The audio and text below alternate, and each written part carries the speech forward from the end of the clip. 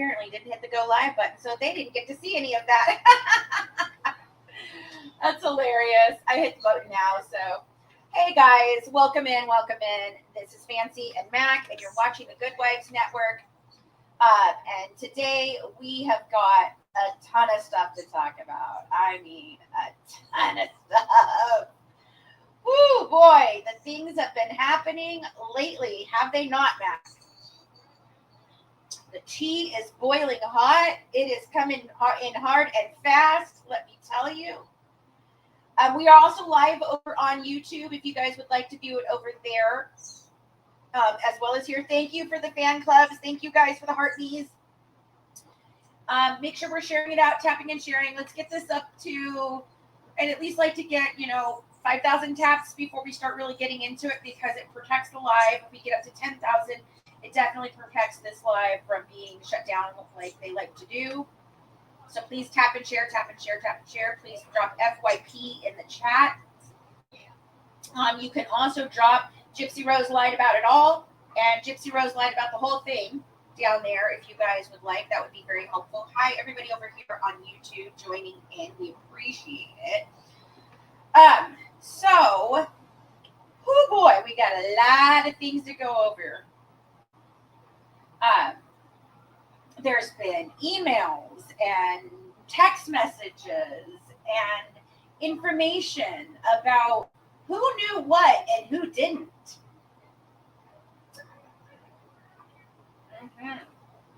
So, where shall we start? We started talking about the HBO connection last night when I did my live here last night. That will be uploaded over here to YouTube today. I just have not gotten a chance to do it yet. Make sure you guys are liking and giving us a thumbs up over here and subscribing and sharing and all the good things. So, all right, we've got 72 people in here. We're almost to 5,000 taps. Hey, OG. Oh, thank you. I love those. Oh, my God.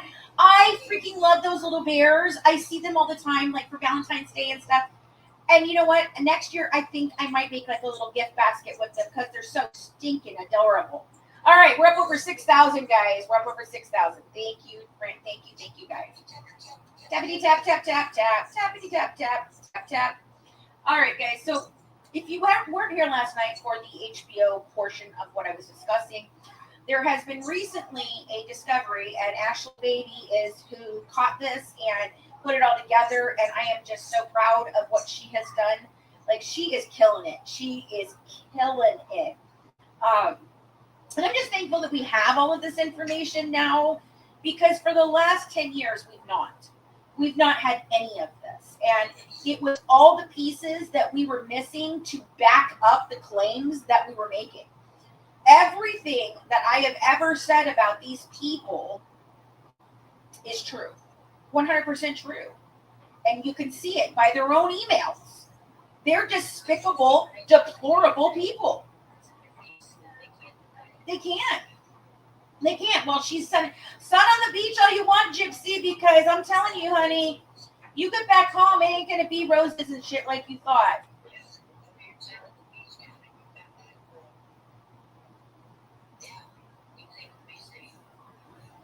I did not have a reason to lie. Exactly. There was no reason for me to do this. It would have been more beneficial for me to tell their lies. Right. At Christy who? Christy who, Tisha? Now I'm trying to figure out, is somebody there's nobody requesting that I know of. I don't see anybody requesting. Yeah, no. I don't see anybody requesting, so. Hold on. Gotta take out some trash real quick. Look. Confirm. Bye. See you later. Have a good one. And I've not made money off the lies. I have made no money, to be honest with you. Every penny I've ever earned has gone into building my company, The Truth, putting out information, getting FOIA documents, all of that. I don't make money off of this. And I likely won't make a whole ton of money off of this case because it's been so screwed up that nobody can even take it seriously. There's no seriousness anymore. By the behavior of the content creators over the last 8 years, 9 years, this has become a joke of a case. And it is a very important case for setting precedents, for discussing specific laws that need to be changed, for all of that. And instead, it's been made a mockery by people who make funny, not fun of, right? Oh, you can go love Kesh all you want, Jazzy. Right on over in her freaking lives and all of that. We are not talking about Kesh today. Good for you. You get a gold star. You get a gold star. You can run back and tell her, I'm still not talking to her. Unbelievable. Unbelievable. Yeah. Yeah, I did write an email today to Mr. Patterson and the AG because I had some questions. I've already gotten a response back from the AG's office. It's just the automated response. But I'll read that and we'll start here because it really does tell you where I'm going with this. Because what Ashley Baby came up with and how HBO manipulated the text messages between Aaliyah and Gypsy is abhorrent. And they did it knowingly with malice. Okay? This was not a mistake. They didn't happen to not see it. They all saw it, including Mr. Patterson, who I wrote to today. That's what I asked.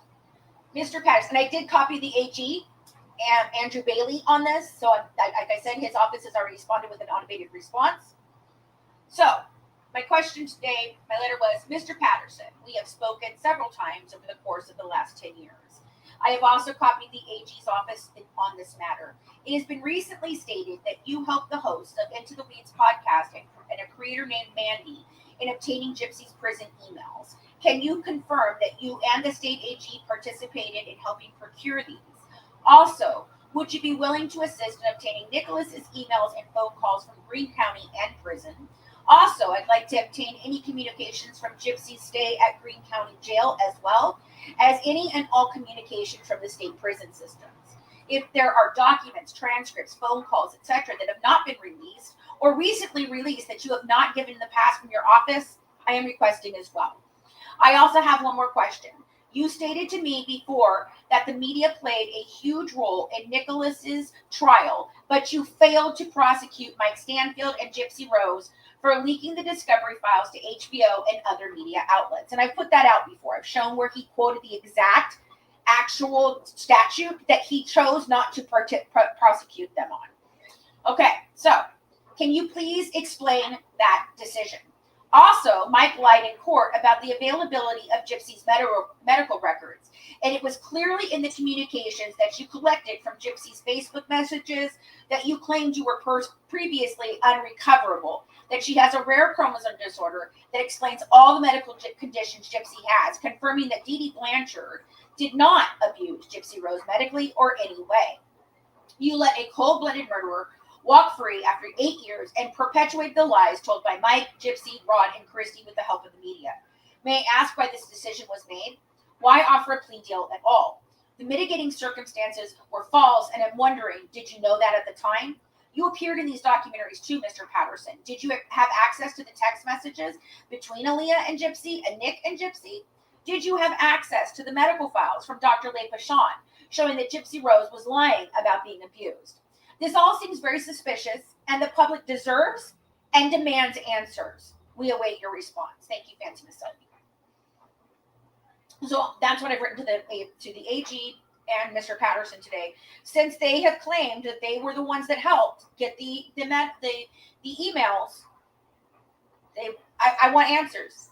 First of all, did you actually help? Second of all, why did you do what you did? Were you privy to this information? Because I'm pretty sure you were. Pretty sure. Brandy May, did you just come in here and start some crap and I kick you out and then you came back? No, she supports you. Okay. Yeah. That's what she was trying to say. She supports you. Okay, because I was like, I just kicked a Brandy something. Yeah, she wanted you to. Okay, no problem. All right. Just trying to stay up with it. All right, let me get back over here so I can see what's going on. Oh, thank you, Alicia, sweetheart. Thank you very much for the $4.99. Thank you, thank you, thank you. Just so you guys know, yes, we do have super chat running over here. If you would like specific questions answered, you can do a super chat, and I'll make sure to get to them. If you give a $5 chat or above, you get entered for each $5 into a drawing for prizes from us. Over here, if you give me one of the chickens that I have up here as my flash goal, as the same thing, or if you do a $5 money gun, then we can do that. We'll give you the same thing. We're going to start that back up again. I'm really excited about what's coming down the pipeline and what we're working on today. Like this is amazing. The book is going to come out on the 27th. Mac and I are working very hard to make that happen for you guys. There will be 2 books released immediately. We will work on audiobooks and a 3rd book to come out shortly after that is going to be dealing with Nicholas's emails and the situation with Dawn and all of that. Because I have a lot of things I want to talk about with that. And I feel like it's time to put it out there in the way that it needs to be put out there properly. And now that we know that, I don't know the price on the books yet, Sandra, because it's all about the publishing and the printing. I am going to have an option for a lower price with an actual autograph from me and Mac, because we have our official site on BookSpy. We're going to be starting that, and that way we can print them at a lower rate for you if you buy directly through our website. If you go to Amazon or you go to any of the other booksellers that pick it up from Ingram Spark, you're going to pay more. And that's just because that's what they charge. They charge us an outrageous amount of money to print it and sell it, and we don't make hardly anything when you buy it from over there. So we will have an audio version as well. We're going to have podcasts, multiple podcasts. We've got a lot going. So, hey, Ruby. Hey, Rachel. Hey, Nancy. Hi, guys, over here. All right, guys, keep on tapping. We're up to 18,000. Thank you so much. So, I started detailing yesterday the deal with and how they framed all this. And it is very, very, very much aware now that they knew what they were doing. Oh, hold on. Wow. Okay, let's hear what this one is, because I've heard this.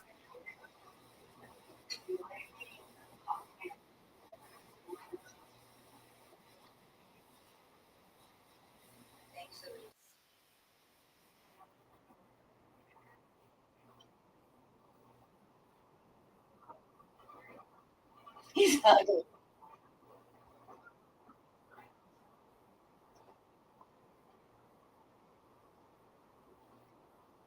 Okay, so that's Christy Blanchard talking about the fact that Gypsy at 18 years old, which remember, if you guys remember, there was a phone call at 18 years old where Dee Dee told them, that she really thought she was 14 and that she was delayed and she wasn't into boys and she was still thinking about being a nun.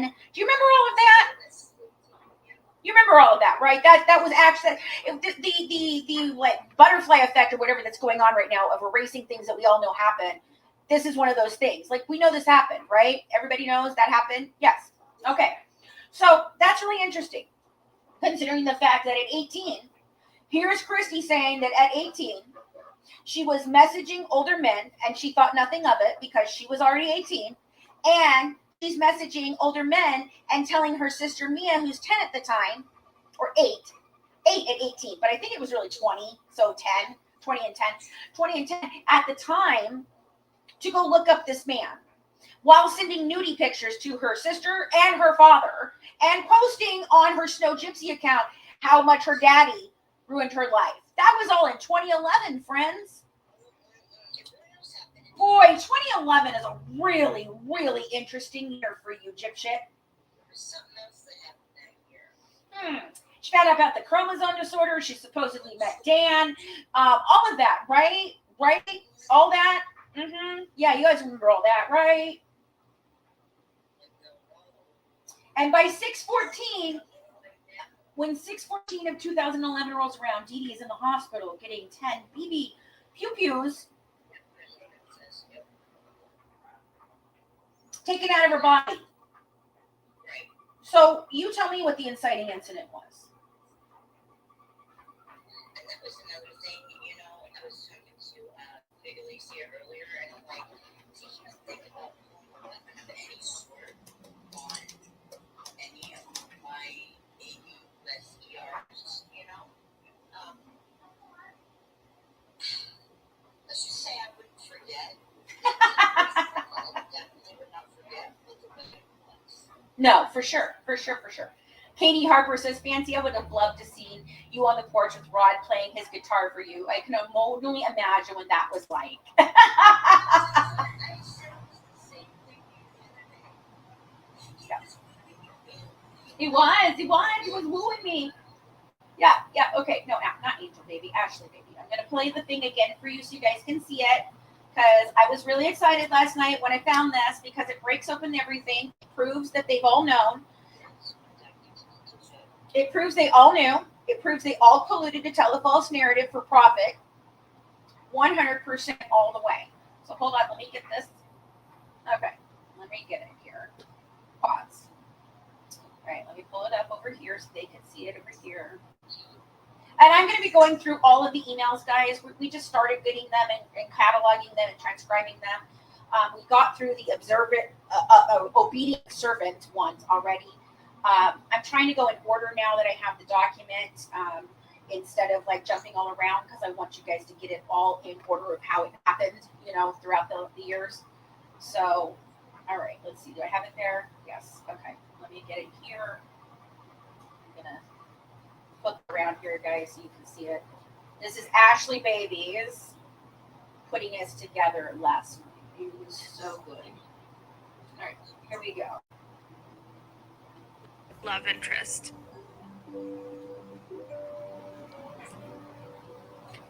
Gypsy was not allowed to date boys. She was allowed to have here. First of all, this is Aaliyah talking, okay? This is her. And when you go back and you look how these messages are different, I want you to look. These are the messages that they show in this show, okay? Like this. Nick, my boyfriend, is 24. We met on a Christian singles site. He is da-da-da. You see how it's all put together here in different pieces? It looks like different messages, correct? It's not different messages if you look up here. This is the actual text message. And there is no mistaking that the chromosome disorder is mentioned in here. No mistaking it, which means that HBO knew, Mike knew, Christy knew, Gypsy knew, Rod knew, Dan Patterson knew, the attorneys for Nick should have known all of this because they had this. Though they lied and said they didn't have these because they said they were unrecoverable, which is really funny because they were absolutely recoverable in 2022 when Nick's defense attorney did put these through in his habeas corpus at the state level. And that's when you also denied the ability to search an SD drive or an SD card because you called it a fishing expedition. Really? Really, a fishing expedition? Are you serious right now? All right, so keep going. Let's see what Ashley has to say about all this. Gypsy was not allowed to date boys. She was allowed to have friends. Allowed to have friends. But boyfriends was completely out of the question.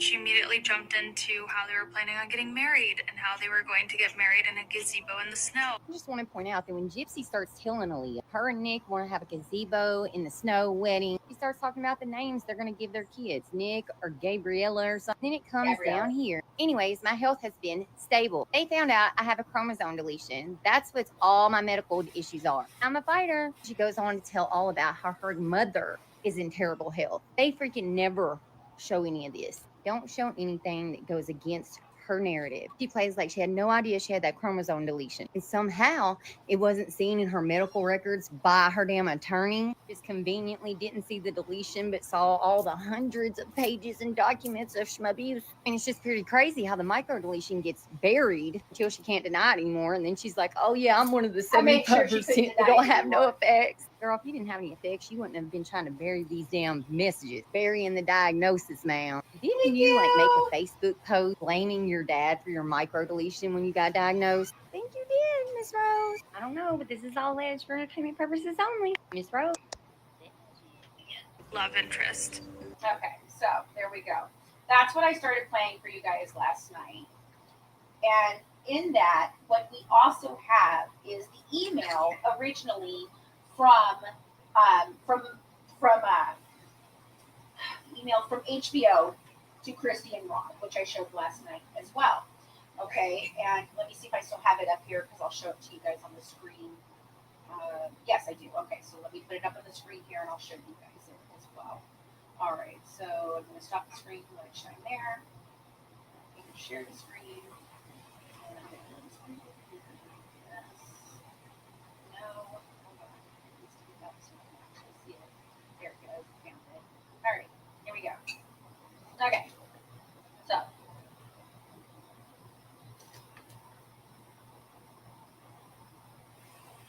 okay. All right, let me show you guys here so you guys have it. Flip camera. All right, I'm getting pretty good at this flipping camera thing. Okay, so Rod and Christy. Here is a USB. Remember, I gave an explanation last night that this is what that would be. I do not have the specific one, but this is one that I received on another case with all the information on it, and this is what they're talking about right here.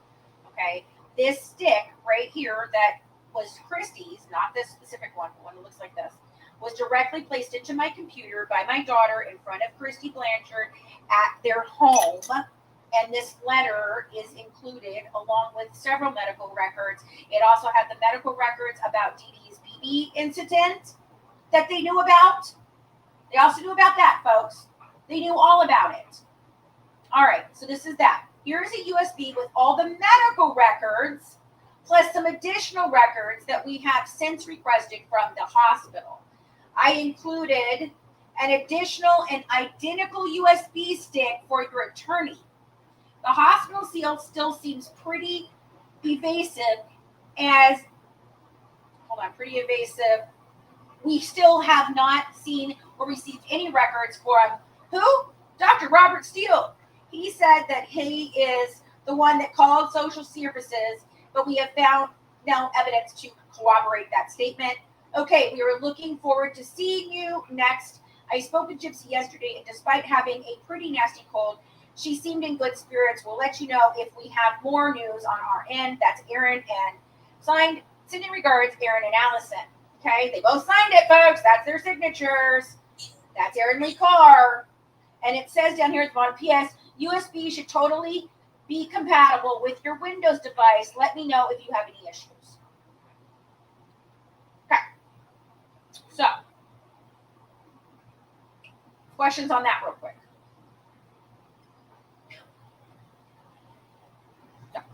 So, now, they've got some explaining to do. Because they claimed that they didn't know all this. They claimed that they didn't have these records. They claimed that they were lost in Katrina and that they were actually, sealed by Dee Dee. None of that is true.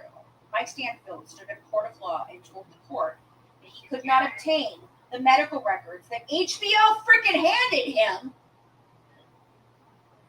Well, thank you so much. You're a sweetheart.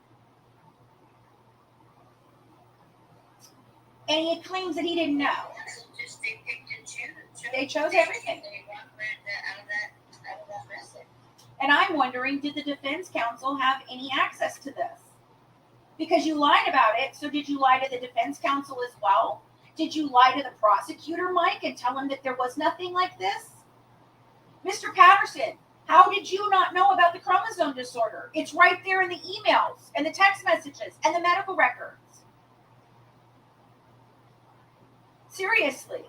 Yeah. Oh, no, Laura, there are. No. Mike Stanfield lied about that as well. Dr. Steele requested Gypsy's records from Louisiana 1 month after she arrived, the day that she arrived in Louisiana, right, in Missouri. 1 month later, 1 month later, he received them by fax. Those are the documents that I put out last year to, 1, prove about the chromosome disorder and that he knew about it. 2, prove that he was lying when he said that he didn't know that any specialists were being used. Bullshit.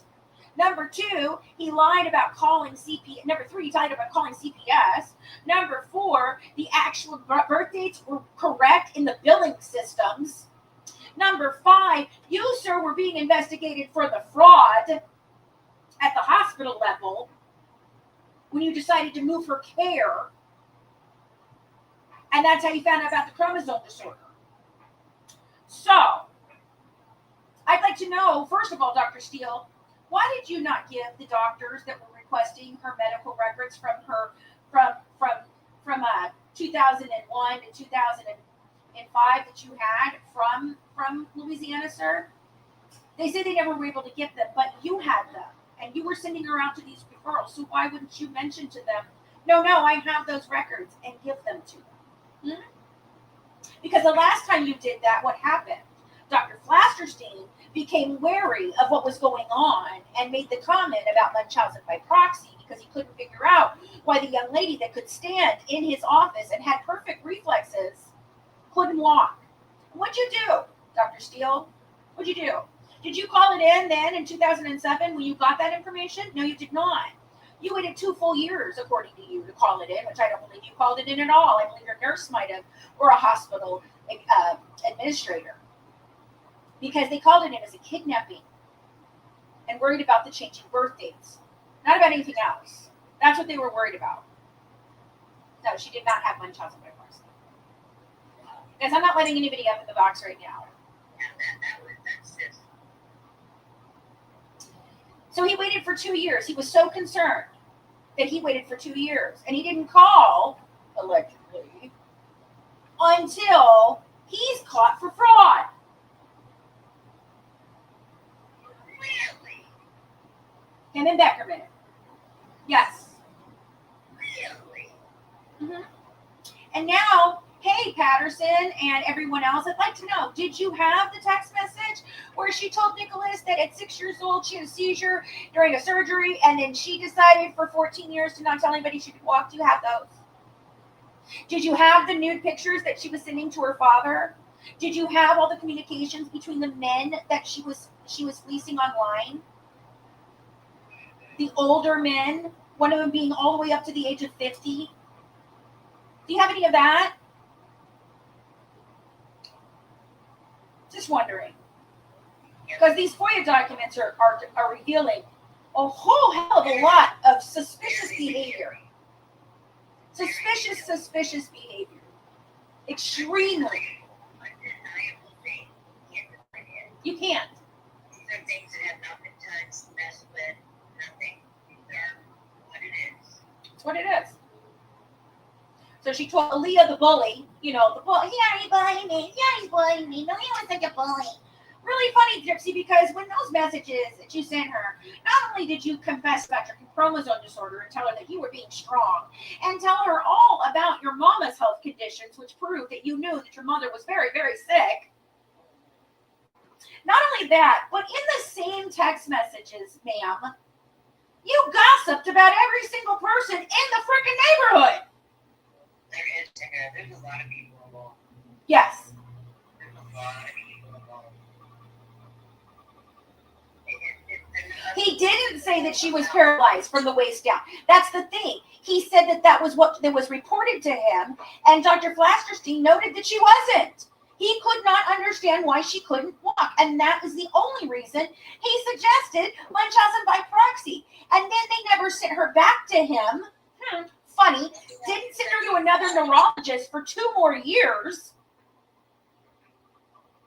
And that neurologist is who discovered the 1Q.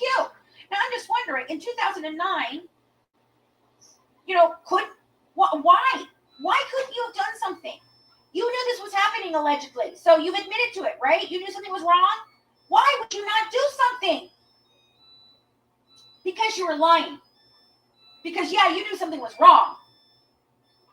But allegedly, in my opinion, for entertainment and educational purposes, only Dr. Steele. And why was Aaliyah sitting on this information? Right. she tried to tell this information, and did they cut it out? Or did she lead them directly to Nicholas Godejohn on purpose? Considering the fact that she's the one who showed the officers about it. Oh, let's see what he responded. Oh, he came back real fast. Let's see what Mr. Patterson has said. It's going to be... Where did it go? It just came through. Okay.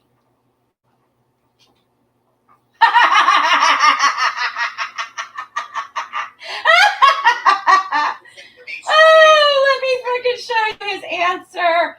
Oh, I love it. I freaking love his answer. He didn't answer any of the things that I actually asked him. Here we go. Dear Miss Faselli. He can't even get it right.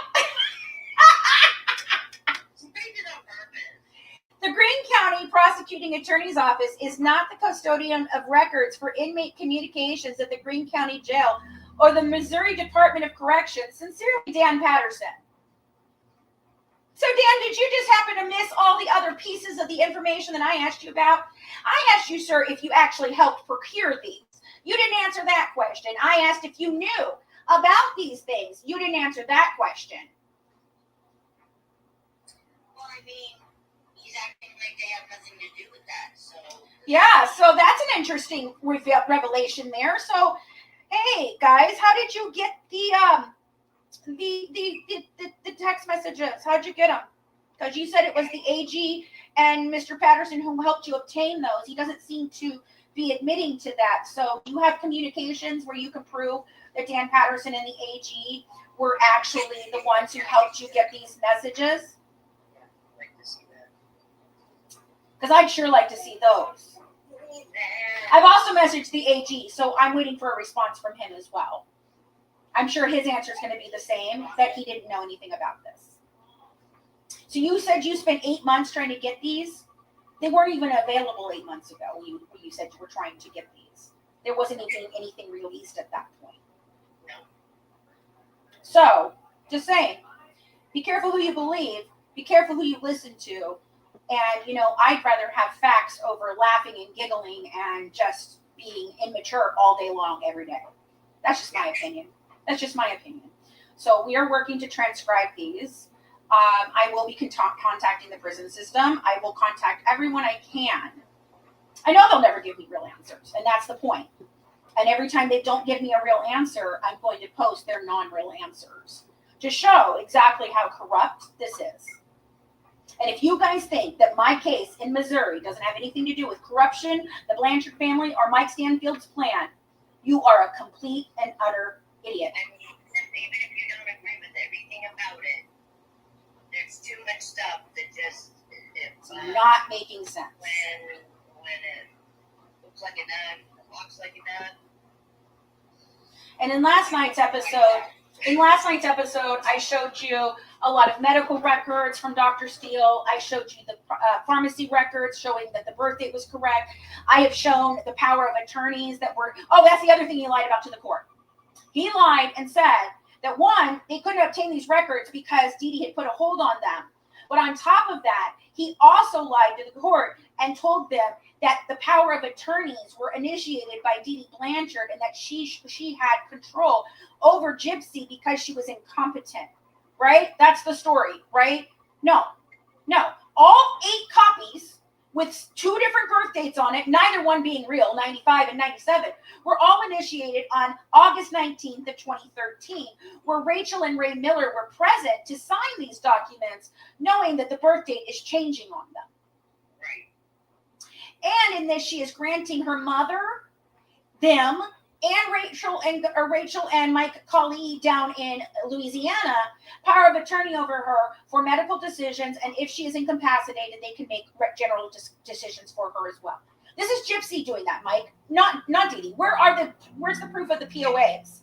These were handed directly to me by Christy Blanchard. So where is your proof of the POA that states that Dee Dee had custody over her because she was mentally disabled? Because actually, in 2009, that's the story that you guys tried to go with, before Mike was ever involved, So sorry. I mean, I guess because I'm very suspicious of when Mike Stanfield actually became aware of Gypsy Rose Blanchard in the family, because that's very sus to me too. But here we go with this. So you knew in 2009 in her medical records that you claim you don't have, and that Dr. Steele wasn't referring her out to anybody in, right? Correct? In 2009, when the laryngoscopy that she talks about on page 3, really happened, that was in 2009. It was the last thing done at the hospital in Springfield before you decided to move the care to Kansas City again. And here's why. The hospital administrators figured out that they were changing birth dates. Wow, weird, right? And so they requested either a guardianship paper through the courts or a power of attorney stating that Gypsy Rose was incapacitated to make her own decisions. Right? You remember all this, right? Okay. Except for that actual document tells the truthful story. See, here's what happened. Dr. Beckerman and the surgeon both agreed that they would do the surgery, removing of her teeth, which because it was a dental surgeon, removing of her teeth and the laryngoscopy without any type of documentation that Dee Dee was going to actually, have custody over her or power of attorney or any of those things. They agreed.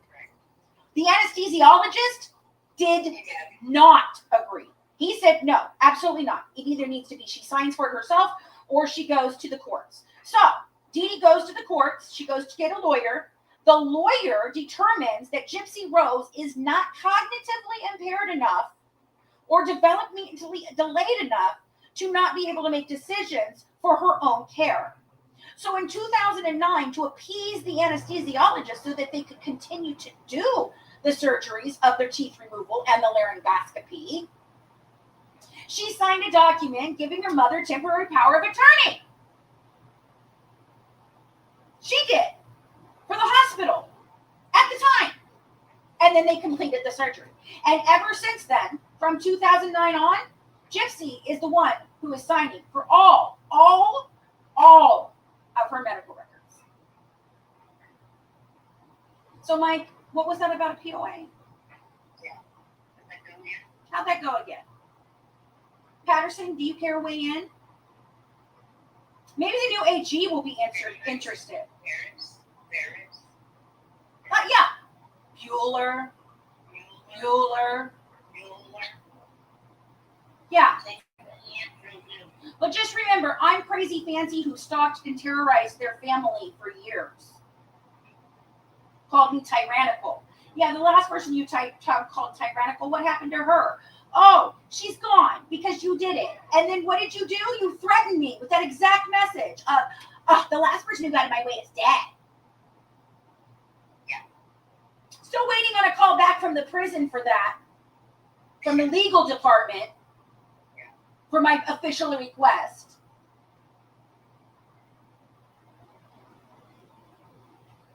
The laryngoscopy was for exactly what she said it was for, to go down and see if there was some sort of problems with her vocal cords that was causing the excess saliva, the excess, the high-pitched voice, the breathing problems, all of that. That's what they were looking for.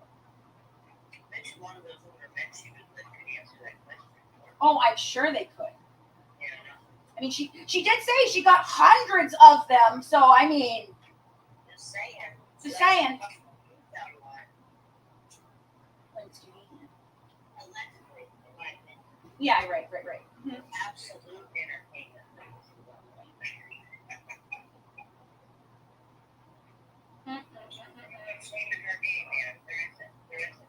There is nothing that she will not say. Nothing. All right, guys, keep tapping and tapping. Share it out again, please.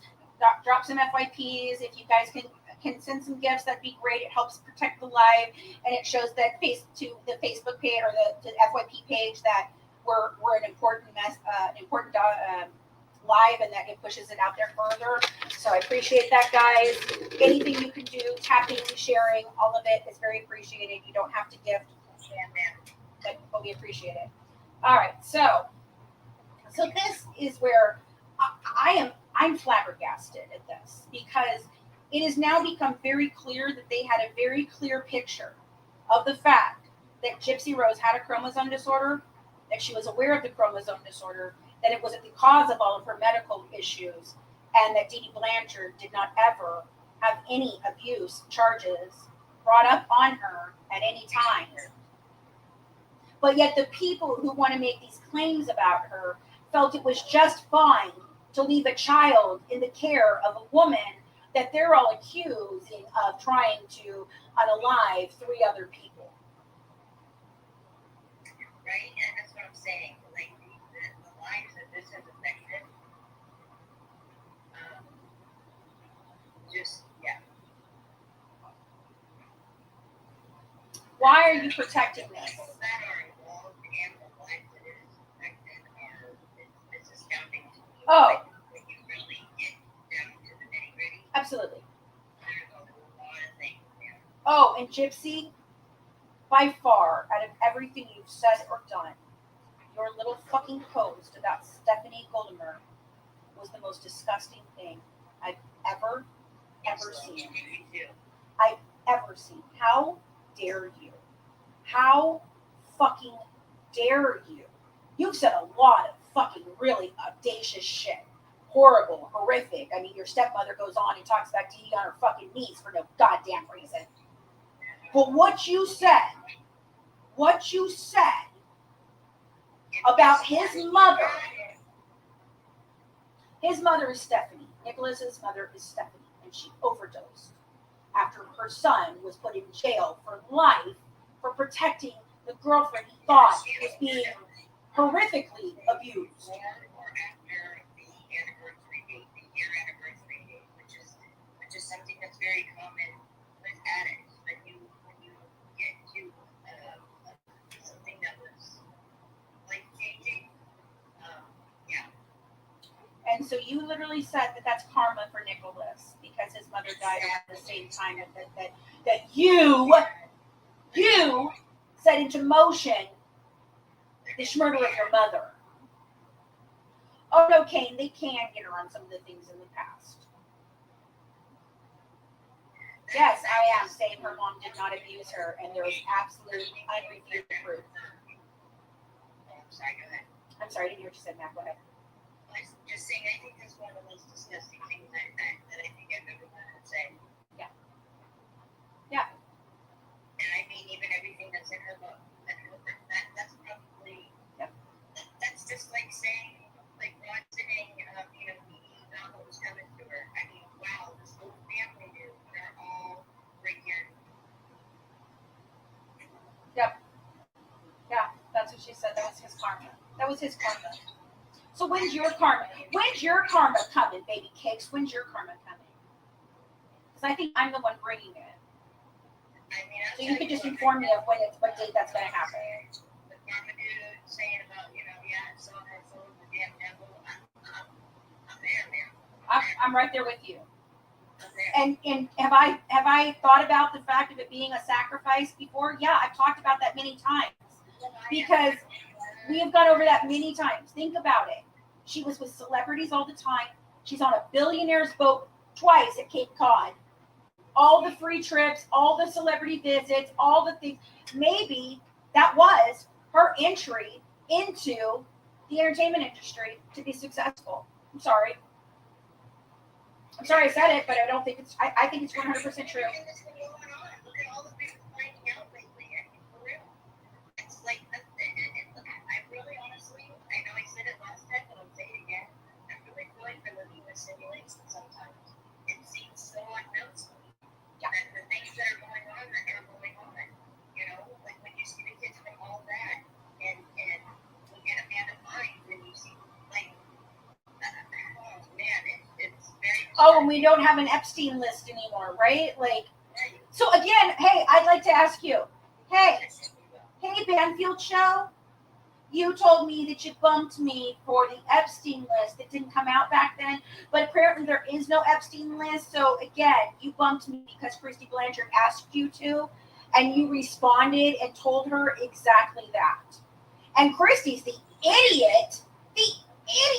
absolute idiot who goes out there on a live with Brandy and Tori, my former partners who tried to steal my company for Christy. Yeah. Yeah. Mm-hmm. Those people, you're the one who put the freaking thing up there showing that you emailed them. And then, thank you, Katie Joy, for putting out the response. Right. Because they responded directly to you and told you they were going to pull my segment because you called me tyrannical and terroristic again. And that you would be the replacement. And you threatened them and said that if they didn't pull my segment, that you would never interview with the Banfield show again. And so what did they do? They pulled my segment. And yes, they knew exactly what I was going to say. They asked me for a quote, a direct quote. And my direct quote was that I believe that Gypsy Rose is an evil murderer who is doing exactly what her mama taught her to do. That's what I was going to say. You knew that was what I was going to say. That's what I told them. Yes, I am working on the documentary that everybody is waiting for. And I'm glad that I haven't put it out yet. You want to know why? Because it wouldn't have been truthful. No. I mean, it would have been at the time, but now knowing what we know, It would have been just another, it would have just been filled with more of their lies. Right. This is all the confirmation we've ever needed. I mean, these emails and these FOIA documents are insane. It's going to be called America's Sweetheart Murderers. Remember the show that, What Would You Do? Yes. With set up situations and see if people will react. I feel like Gypsies would be, what will you do? Yeah. You know what I mean? What would you do? Seriously. Caspier, I hear you. On the We Need It on Netflix or somewhere people and everyone will see 2020 daily, etc. That's the point. I don't think you understand. And everybody in here can help. We can write, we can, go to the website, and anything. You know, You don't have to donate money to be heard. Really don't. No. Really don't. we're going to put a spot on our website. That's why the website's down right now. We're working on some things. We're going to put a section on the website just for that, for a memorial for Dee Dee, where you can come and you can honor Dee Dee. You can ask questions. You can do all of that. But it's never going to happen. Here's the thing: we've been tagging the media forever, and you're welcome to continue to keep tagging them. I absolutely want you to do that. I want you to use Gypsy Rose lied about it all when you tag media, or Gypsy Rose lied about the whole thing. I'm gonna set up something like that, Life's a Beach. But every time I do, my haters, they try to call me a grifter. Yeah. So, but I don't really care anymore. You can call me a grifter all you want. It's not even like that, though, Bam Bam, I'm not sure about that. I never ever stopped until my child play props gets knocked the hell out of their faces. Because just stop it. Stop it. It's a lie. It's a lie. And like I said, when I did some research on this and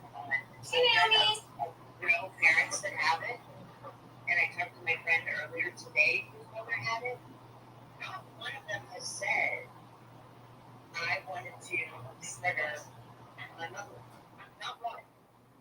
I've heard I wanted nothing but get away from them. Yep. And I've heard that now they go, a couple of them have said that now they actually go back because they realize now that their parent has a problem. And it's not something they really know how to treat.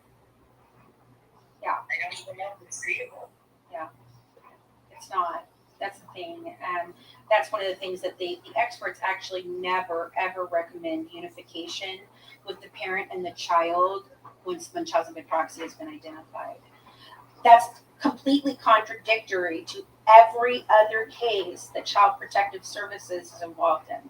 Their number one goal is to help parents and get them together, reunite them with their children. And they try to give them steps and things to follow and parameters and help to do so. That's their whole job. Although in the state of Oregon, CPS admitted in open court that their job is not to protect children.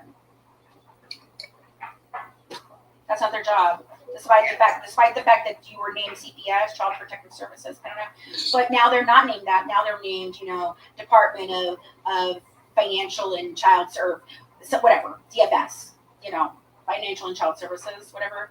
That's why, because they don't. That's not their job. Their job isn't solely to protect children.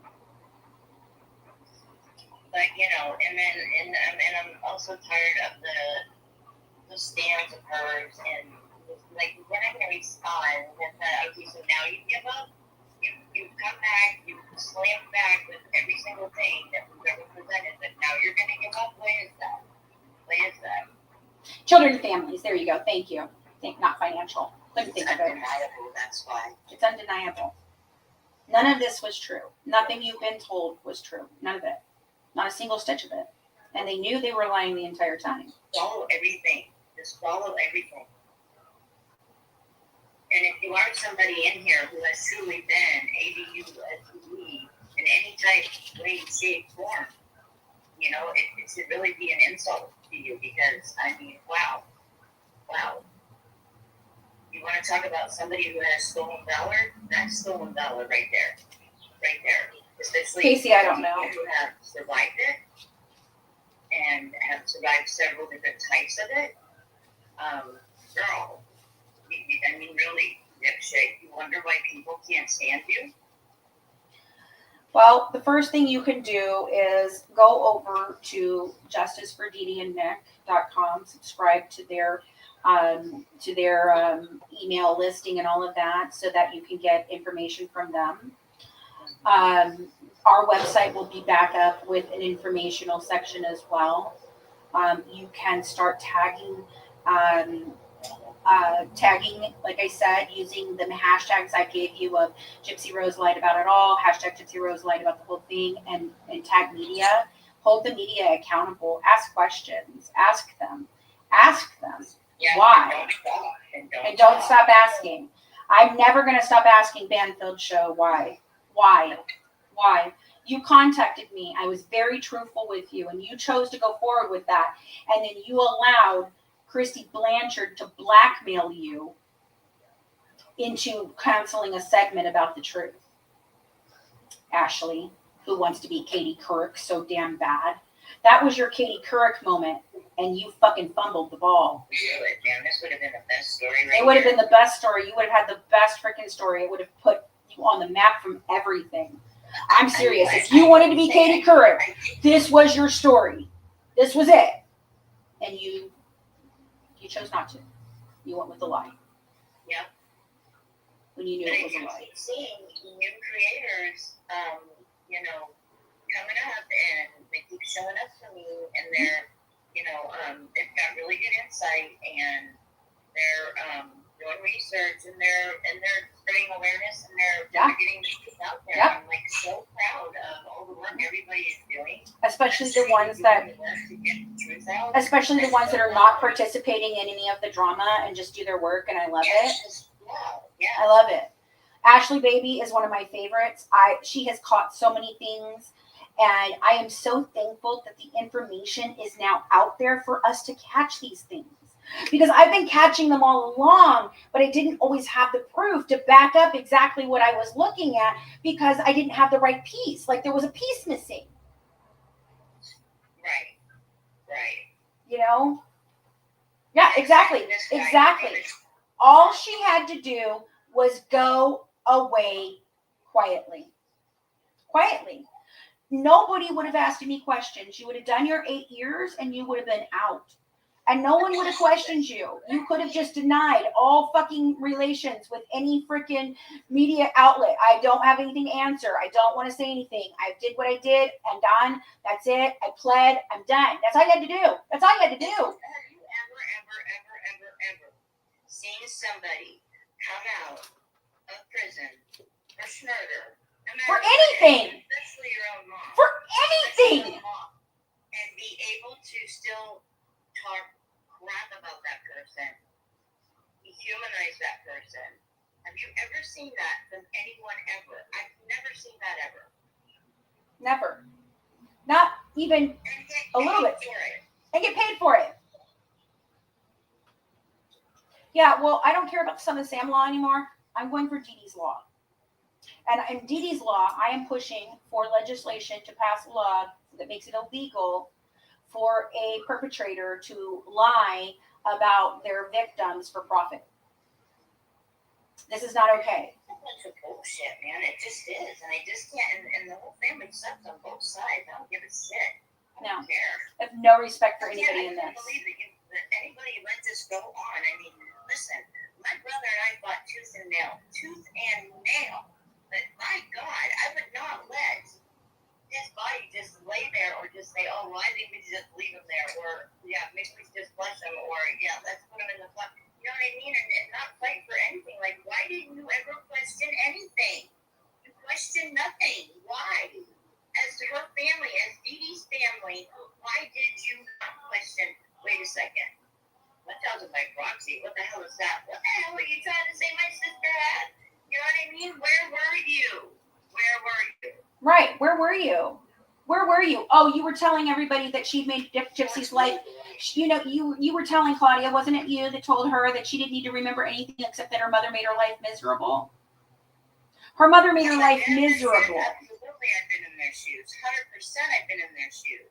I wouldn't say what I'm saying if I haven't. Yeah, I've been in their shoes.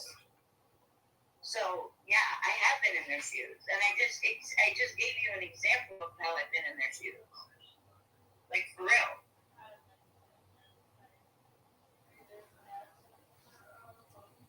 Yes, they got paid. Nancy, you've been in their shoes. They got paid. And yeah, I have been in their shoes. And I would never, ever think about talking about my mother the way that this woman talks about her mother. No.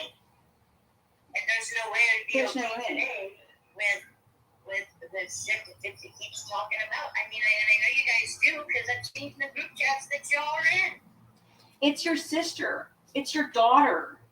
And you just don't care? You know, like you just don't care. Like, don't come in here and say, you know what I mean? Your grandfather was your best friend, right? Boy, your best friends are really, really bad choices. You know, if your best friend is your mama who supposedly abused you all your life, right? Your best friend is the grandfather that you accuse of sexual whatever with no freaking proof whatsoever, none, not ever one thing, not a shred of anything, that you lied about all of it because I can prove you lied because the house that you're describing doesn't exist. I have been there. I do know. They were, Wendy. They were very jealous of her being the closest to her dad, her mom and her dad. And then her dad has to go and say to me when I ask him, well, what was Gypsy like, or what was Dee Dee like as a child? He goes, well, Dee Dee, she was all right. That was his answer. She was all right. So if he really thought she did all of this, well, don't you think he'd have something more to say than, oh, gosh, she was all right. And if he really gave a shit and wanted to help his daughter and expose his granddaughter who is accusing him of the most heinous thing, don't you think he'd have something more to say than, she was all right? Yeah, that could be too, Nancy. I mean, I don't know. All I know is after her mom passed away, She lost her mind. Greatly. And things were just snowballing after that. Like, honestly, when I said that, and it was AJ's life, I was like, there's no wonder why she gets crazy.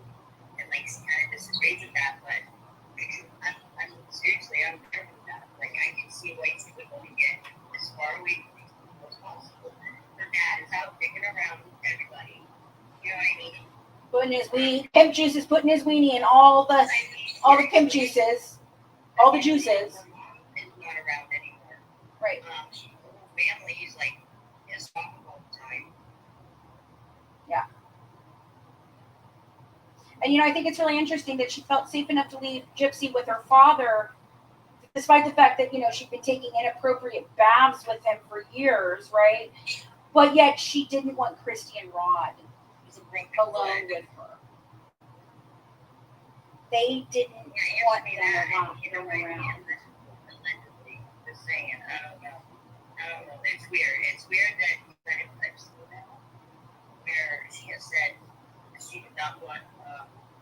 No. Okay, hold on. No, Wendy. No. Let me stop that right now. First of all, I don't believe anything that Candace Starr says. She tried to fleece my friend for money, for lies. Second of all, that's why I never talk about her. It's why I never talk about her. It's why I never tag her. I'm not even gonna play. I'm not even gonna play. She kept trying to get more money out of me, more money out of me, and I'm like, dude, I said, look, I just told you I don't have money. I'm on disability. We have to break the spell. We have to break the spell. I need to go get this, and this. And it just got to the point where I blocked her. So anyway, the Nick emails to Dawn was really Gypsy using Dawn's name. No, it was not. These are legitimate. There are legitimate actual emails between Dawn and Nick. Dawn is a real person. People have seen her, have heard her voice, heard her talking to Nicholas, all of that, where she scammed her first group of people out of money for appliances from some bullshit she sold them. I've read parts of the book for Murder Hire, for Hire. I have not read it all yet. I do intend to get it. I've heard it's a good read. It's like 49 pages, so it should be easy for me to get through. So anyway, so back to that. What was I saying? Oh, okay. Dawn talks to Christy, Gypsy, and Natasha Cooper, and she always has. Okay? She always has. That was a ploy. I believe that the person that I had on my team working with her is who helped Dawn do these things. And the two messages that are scathing as shit, I don't think are real at all. Those we have determined are not the same as the other ones, and they do not appear in the other type of verified communications. Yes, Dawn exists. That's what I just said.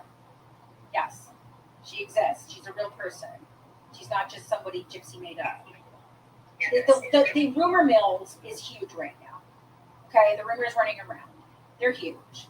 They're absolutely huge. First of all, I'm going to say again, for those of you in the back, there was never at any time a Nick infiltration group. Never once. Not at all.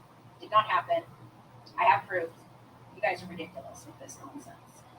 But I have looked through my messages with Christy and Dawn and Amanda and Tori and Brandy and my team back then. And there are things that, yeah, I'm not happy with that went on, but all I was trying to get was information, so I don't feel that I did anything unethically because I didn't know that they were doing what they were doing. I didn't know they were falsifying these. I didn't know that they were trying to really ruin his life. I thought that he was threatening her and that she was scared, and I believed her. And so, yeah, I did. But I just want you guys to be aware.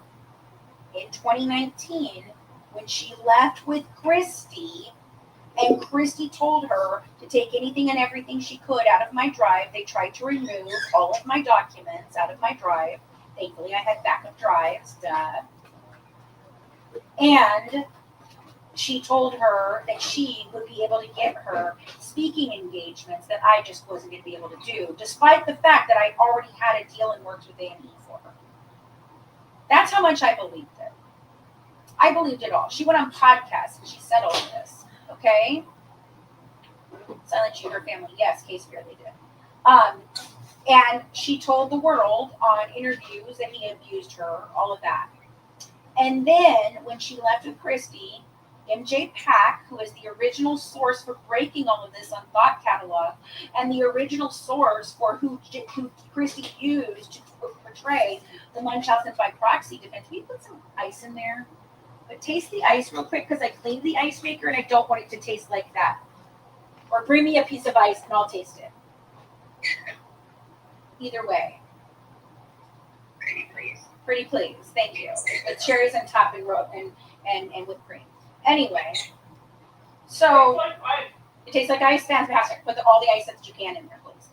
Load me up. So, okay. So where was I at? What was I saying? I was talking about. What was I talking about?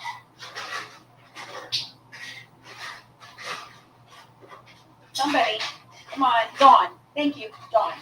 Okay, so Dawn comes to me and she convinces me that he's trying to,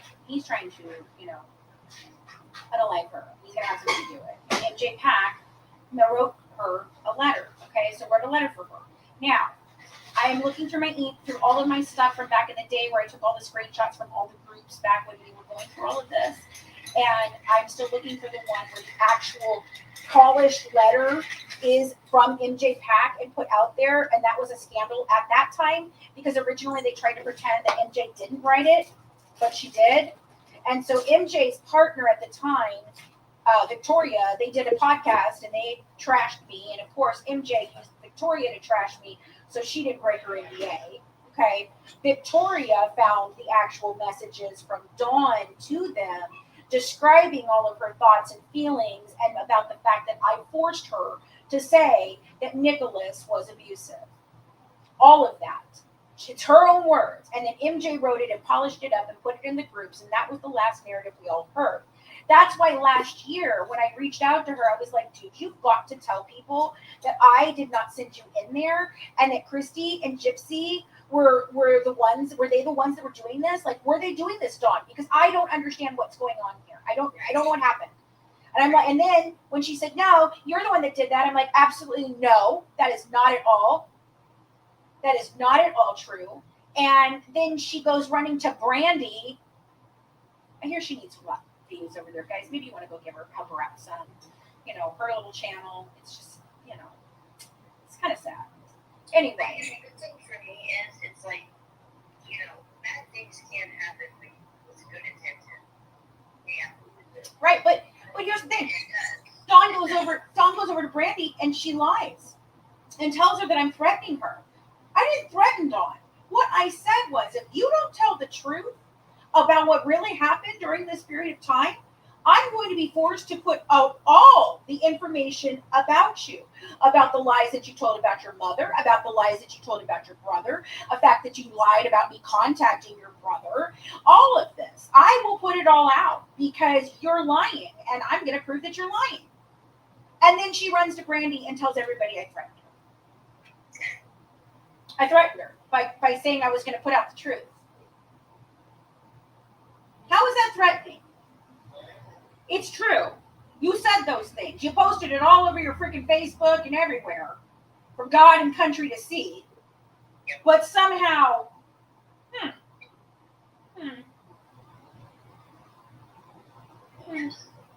they see the truth as a threat. Do you guys get this? They see the truth as a threat. It is a threat. Yeah. So now Dawn is out here with Gypsy, and I have Dawn's permission to show these messages. Ripped them down too. You saw how quick she took them down. So. Yeah, well, and then she posted all of them, except she didn't post Dawn's side at all. That's fucking weird, because we have them. And if you got them from Dawn, why don't you have Dawn's?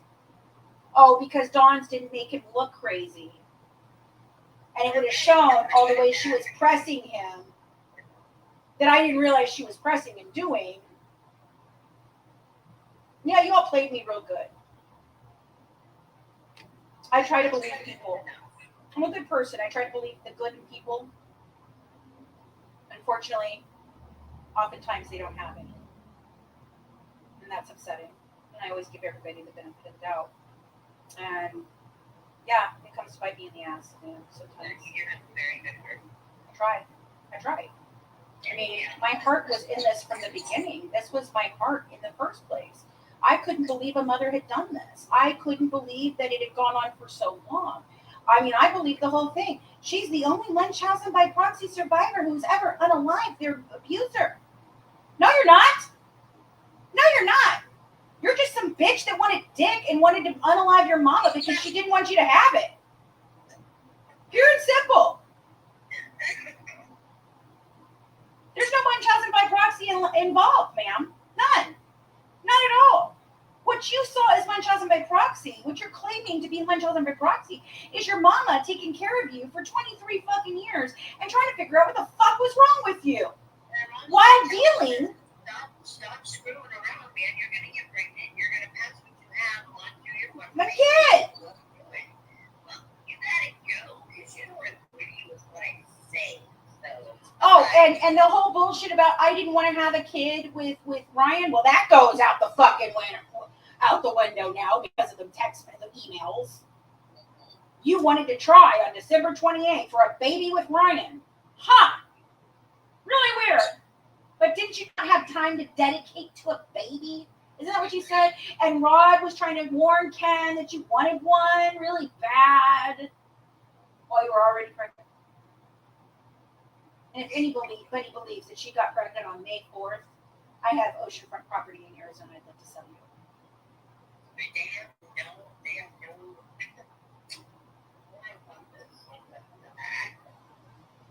I'm not going to have to get an attorney. There's nothing that freaking Toddy can investigate. She's not doing anything. No, wait, Katie Harper. No, I mean, Toddy is investigating Fancy, Dawn, and whoever else was involved. It will be a pain because Fancy will have to get an attorney. No, Fancy will not have to get an attorney because there's nothing that Toddy, one skip, Miss Lisa Todd, can do to anybody about anything. You fucking simple bitch. Like, that woman is off her rocker, dude. Off her fucking rocker. I mean, somebody must have put something in her applesauce, you know how Nina likes to say it. Obsession is real, I know that. So is hate bonding. The hate bonding is crazy. No one did anything wrong, technically, ethically, nothing. Writing an inmate in prison and trying to elicit an actual reaction from him is not an illegal act. It's not. Now, if Gypsy was involved and Christy was involved, then it becomes a legal act. An illegal act. You know what else is an illegal act? Is doctoring those emails. Right. So there's that. And they are altered. They are definitely altered from my own physical copy. Not every single one of them, but there is. But there were the two that they showed that were scathing emails. They were 100% tampered with after my copy. Because you can see it there. But not the third one that they put out originally. They put out 3 originally. 2 of them were altered. 1 was not altered. So I think that the 2 that were altered, which are the 2 scathing letters, I think that those are false. I think that Dawn and Gypsy and Christy and my ex-friend Amanda and possible ex-partners all did that together for Christy and Gypsy. And they wanted me to release them real bad. Yeah. Tori even suggested I write a book about them because they would be so easy to put them out. And this is while Amanda was telling me that she had fled her home and was escaping her abusive husband, which I do believe all of that, but that had kidnapped her child, was living in my home. Just remember, though, I tried to get her to sleep with my husband and, you know, all of that. Honey, not with someone else's borrowed hoo-ha, okay? Like, that was never even a thought process, dude. Whoa. Wow. I helped you try to get your kidnapped son, and you repay me by telling people that I wanted you to have a threesome with my husband. Wow. Dude, gross. You're gross. No. Gross. It's disgusting. And yeah, baby, I did pull a pew on you. Because I had asked you to leave my home because you had rugs in it with my grandson there, and I was very angry with you. You were screwing me over financially. You'd stolen my car. You'd wrecked another.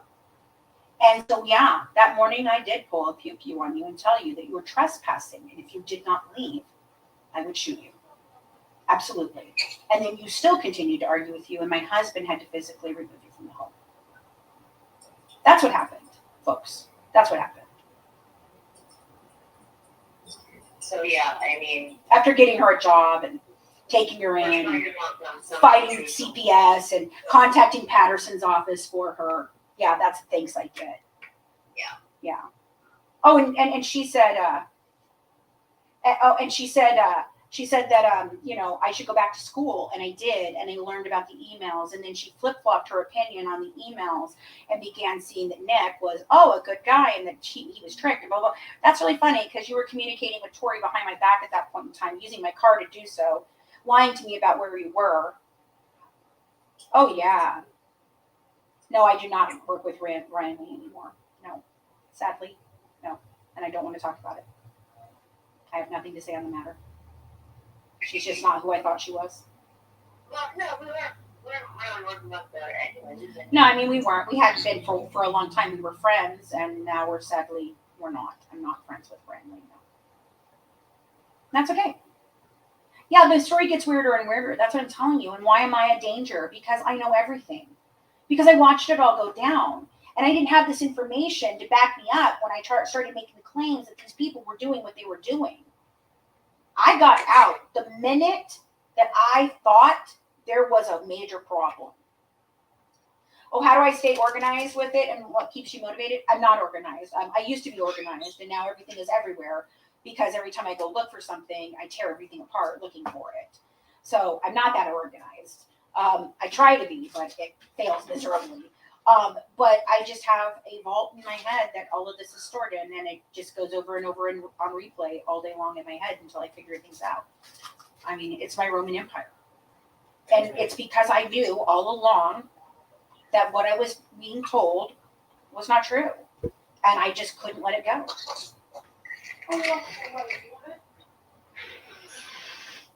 Yeah. So, I mean, these just this right here. Just focus on this HBO portion right here. This shows you the actual depravity, delusion, collusion, corruption, the whole kit and caboodle. They all knew, and they all purposely sold a false narrative. And that's not the same thing as launching a defense in Gypsy's behalf in a court of law. Yes, Mike Stanfield, if he was in a court of law, had the right to put on an alternate defense of any kind that he chose.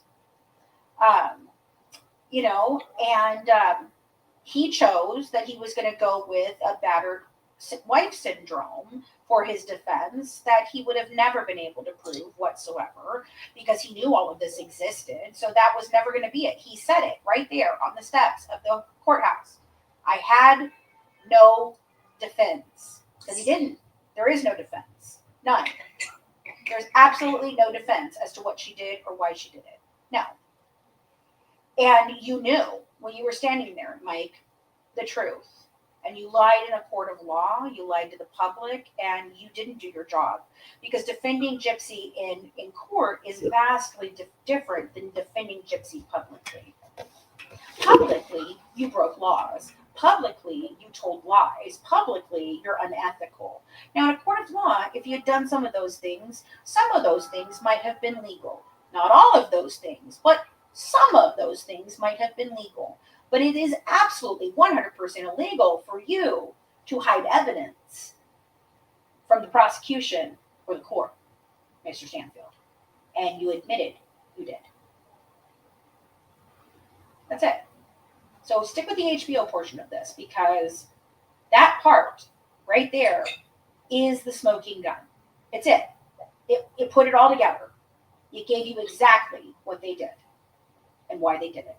And it wasn't about protecting anything. It was hiding that chromosome disorder. And they are really fucking mad that I found that chromosome disorder. And that's why they tried to silence me last year.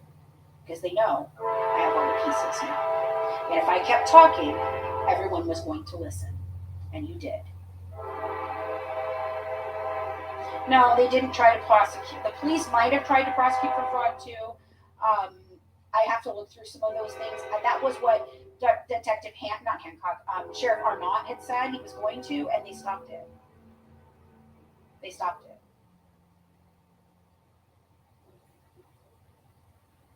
So, why did you stop the fraud investigation? It's not even in her plea deal. And then you didn't investigate her for fraud at all. You didn't investigate the hospital for fraud. You didn't investigate the doctors for fraud. Why? It's all here in black and white. It's very evident where the fraud was coming from, who was perpetuating it. The whole thing. You've got it all. I have it all, so you obviously have to have it all. And you've got more than I have because your freaking paralegal admitted to having the records that I so badly want that I think are going to prove that Gypsy Rose had cancer. Allegedly, in my opinion. For entertainment and educational purposes only. Bullshit. Right? It's only for those purposes. It's not because it's the truth or anything. 106,000 likes. Thank you guys so very much. Appreciate you guys so much. All right, if you want to hit the box, I'm going to let you guys come up and ask questions and talk for a little bit. We've done an hour and 20 minutes, so I'll probably let you guys do a 30 to 40 minute Q&A. If you guys have any questions or comments or want to discuss anything, hit the box. Now is the time. Alrighty. What was Mike Stanfield getting out of this plea deal? He got paid. That's what he got out of the plea deal, Jessica. He got paid by HBO. He got paid. And he continues to get paid. He gets paid for all the freaking appearances and all the things that she does, because now not only is he her lawyer, he's also her manager, which makes him the second protagonist in all of this, because he positions himself as one of the sole benefactors of this whole thing.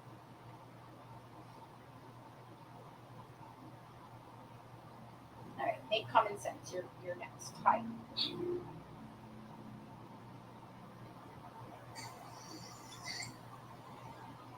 Hey, make hi. How are you? Not too bad, you? Hello. Hi. I just wanted to pop up and say, I've been going through the emails, Mm-hmm. and I got quite a few from Gypsy talking to her dad about Christy, Yes. trying, pushing very hard for literally everything I think she got. The shows, the series. Yep. And I honestly feel like they're using her for everything. They are. And I found one where Rob was trying to manipulate Gypsy. Yeah. I have to work a lot because I got to pay for Mia's college. Mm-hmm. So Mm-hmm. I guess lying is genetic. Yes, it is. For all of them. It's both sides. It's not just the Blanchard side or the Petrie. No, they're all in it. They all got paid. They all decided to tell a fucking lie. They've all been lying for 10 years, and they don't have any intention of stopping lying. They're not going to stop. They all have diarrhea. When the money stops coming in. Yeah. Because it's going to, because it's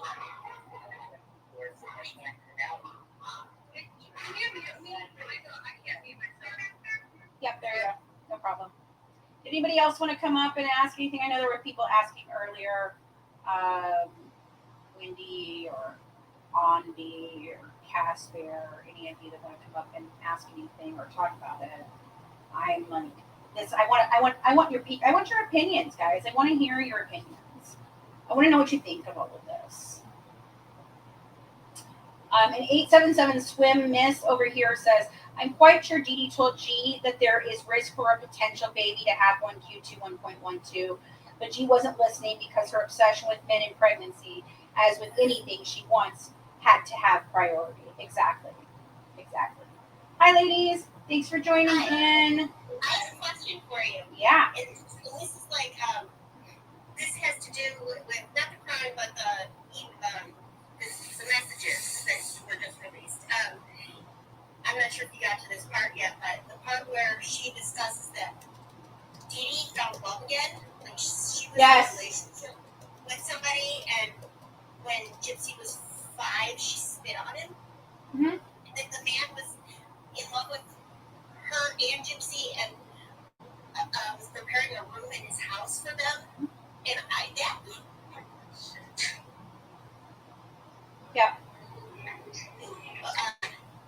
nobody's even talking about that part, which is such a sad part of the story, you know? Yeah. Do you have any more information on that? And then I'll drop. That's all I wanted to. I mean, I suspected that there had to be someone else at some point in time just because of certain things I had heard. But I mean, for the most part, Dee Dee gave up her entire life for Gypsy. And I think Gypsy had a problem anytime that her mother was paid any attention. I think there could have been some sort of relations with some of the men in Vigicon, and it could have ended up being like a triangular kind of thing. So I do believe those things, and I do believe that she would have spit on a person, absolutely, 100%. I think she would have done so, and I think she didn't want her mother to have any happiness, anything. She wanted all the focus to be on her. She said it. That's why she wouldn't tell anybody she could walk for 14 years, according to her. And she is weirdly infatuated with her father. Yeah. So, Brittany, did you have anything you wanted to ask, or I don't remember if that was Casper. Who that was make common sense or something. Hi, yeah. So I just had a question about something that you said earlier. I just need like some clarification. I think either I'm misunderstanding or maybe you misspoke. When you said that, whenever you said that Gypsy would have been the first survivor of Yeah, that's how they sold it. Not the first survivor, the first survivor who ever unalived their parents. That's how they've sold it. That's exactly how they've sold it. And the experts have even said that. The experts have even said that. Yeah, because I'm a survivor of my childhood pregnancy. When you said that, I didn't know if you were saying that unalived their parents. Yes. And I was like, wait a minute, because hold on, am I like an anomaly in this situation? I'm not sure, but yeah, it's very frustrating to see the narrative. I remember like whenever the case first happened. I can't do anything, guys. Everybody, and I can't obviously speak for everybody, but Right. I do feel as though people like me who are survivors of extreme child abuse, we knew it immediately. Like there was no, oh, we like this. No, you can tell immediately. You can see that this girl is lying. How many kids want braces? How many kids want to wear glasses? Like that's a very common thing, you know. You want that, but parents don't get into those wants, you know. Yeah. They try to tell their kids, oh no, that's what these are people, and then you understand it. But I genuinely do feel that Gypsy just got everything that she ever wanted, and maybe DD was, you know, standing and stuff like that. But I think DD's greatest crime was ramming the shit out of her daughter. Yes, that's exactly right. And I believe that was because she truly did believe her daughter was going to die young, fully. And I think she also knew exactly what her daughter was. I think she was very aware of the problems that her daughter had, and I think that's why she did try to isolate her from children. From children. You know, she really did have a tutor that came out to her and taught her that it's not a lie. That's the truth. We verified it. So there's not any chance there. Yeah. So she was not getting, you know, it wasn't like she wasn't getting educated. She was. Absolutely. And it's, you know, another thing that's insane to me is like, so, not to like, poor me or anything, but I have extreme health anxiety now. Yeah. It's almost like, that trauma from surviving that and finally getting away from that is like lasting effects. Like I am so, like I turned into like a hypochondriac and I tried to deny it so hard, but it's a slap in the damn face. This girl is going and immediately getting a nose job. Do you know, like, do you understand how scary that would be? Yeah. And it's not a unique case. Like people, like it's not like I'm just an anomaly out here. All sorts of people are scared of that stuff. And then also to have a kid, do you know how common it is for somebody that is a victim of extreme abuse to not want kids? And this girl is all she could focus on. Like, it's just. And I think that was the inciting incident. I really do. I think her getting the diagnosis and her mother telling her, hey, you're not going to live a normal life. I've tried to tell you this for a long time. I've tried to tell you you're sick, and I've tried to tell you that you're not okay, and you know you're not going to have a normal life. In fact, she doesn't believe it, and honestly, she can have a very short lifespan. 50 is a regular lifespan for somebody that has the severeness of the condition that she has, with all of the problems she has. This isn't something light that you take lightly. None of this is lightly. This is all very, very important. And I truly believe that is your inciting incident. That she met Dan at the exact same time, according to her. Now, I believe they knew each other previously, but she met Dan at the exact same time that she's getting diagnosed with this disorder that basically tells her that she's not going to ever live a normal life. And that's exactly what it is. Exactly. I'm sorry, I just have one more question. Yeah. I recently heard, I think it was you that I heard talking about this.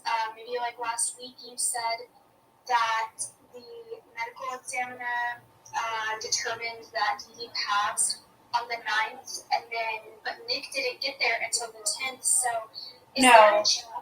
No, okay, so let me clarify real quick. I know where you're going with it. Let me clarify. Okay, so the autopsy doesn't give any date of death at all. None. It gives no time of death, no nothing. That's one of the problems I have with the autopsy. The autopsy also on page 1 is incorrect in labeling her as dead on the scene at 3:13 p.m. on the 14th, because that's when the actual call went out. The medical examiner nor the officers ever breached the door until the 15th, shortly after midnight, 12:18 a.m. on the 15th was when they finally were able to breach the door, which I think was some bullshit too. And then he goes and declares that at the time that the call went out, she was dead. Well, how did you know that, sir? Because you weren't in the house. And how did you declare her dead before you ever saw her body?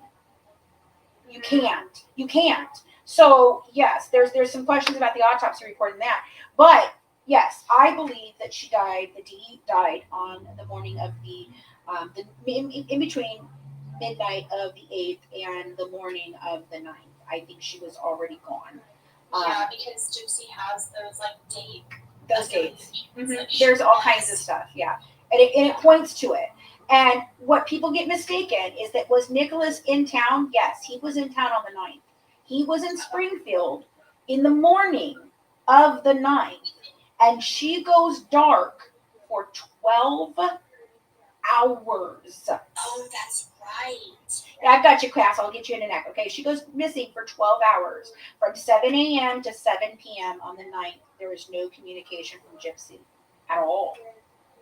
To nobody.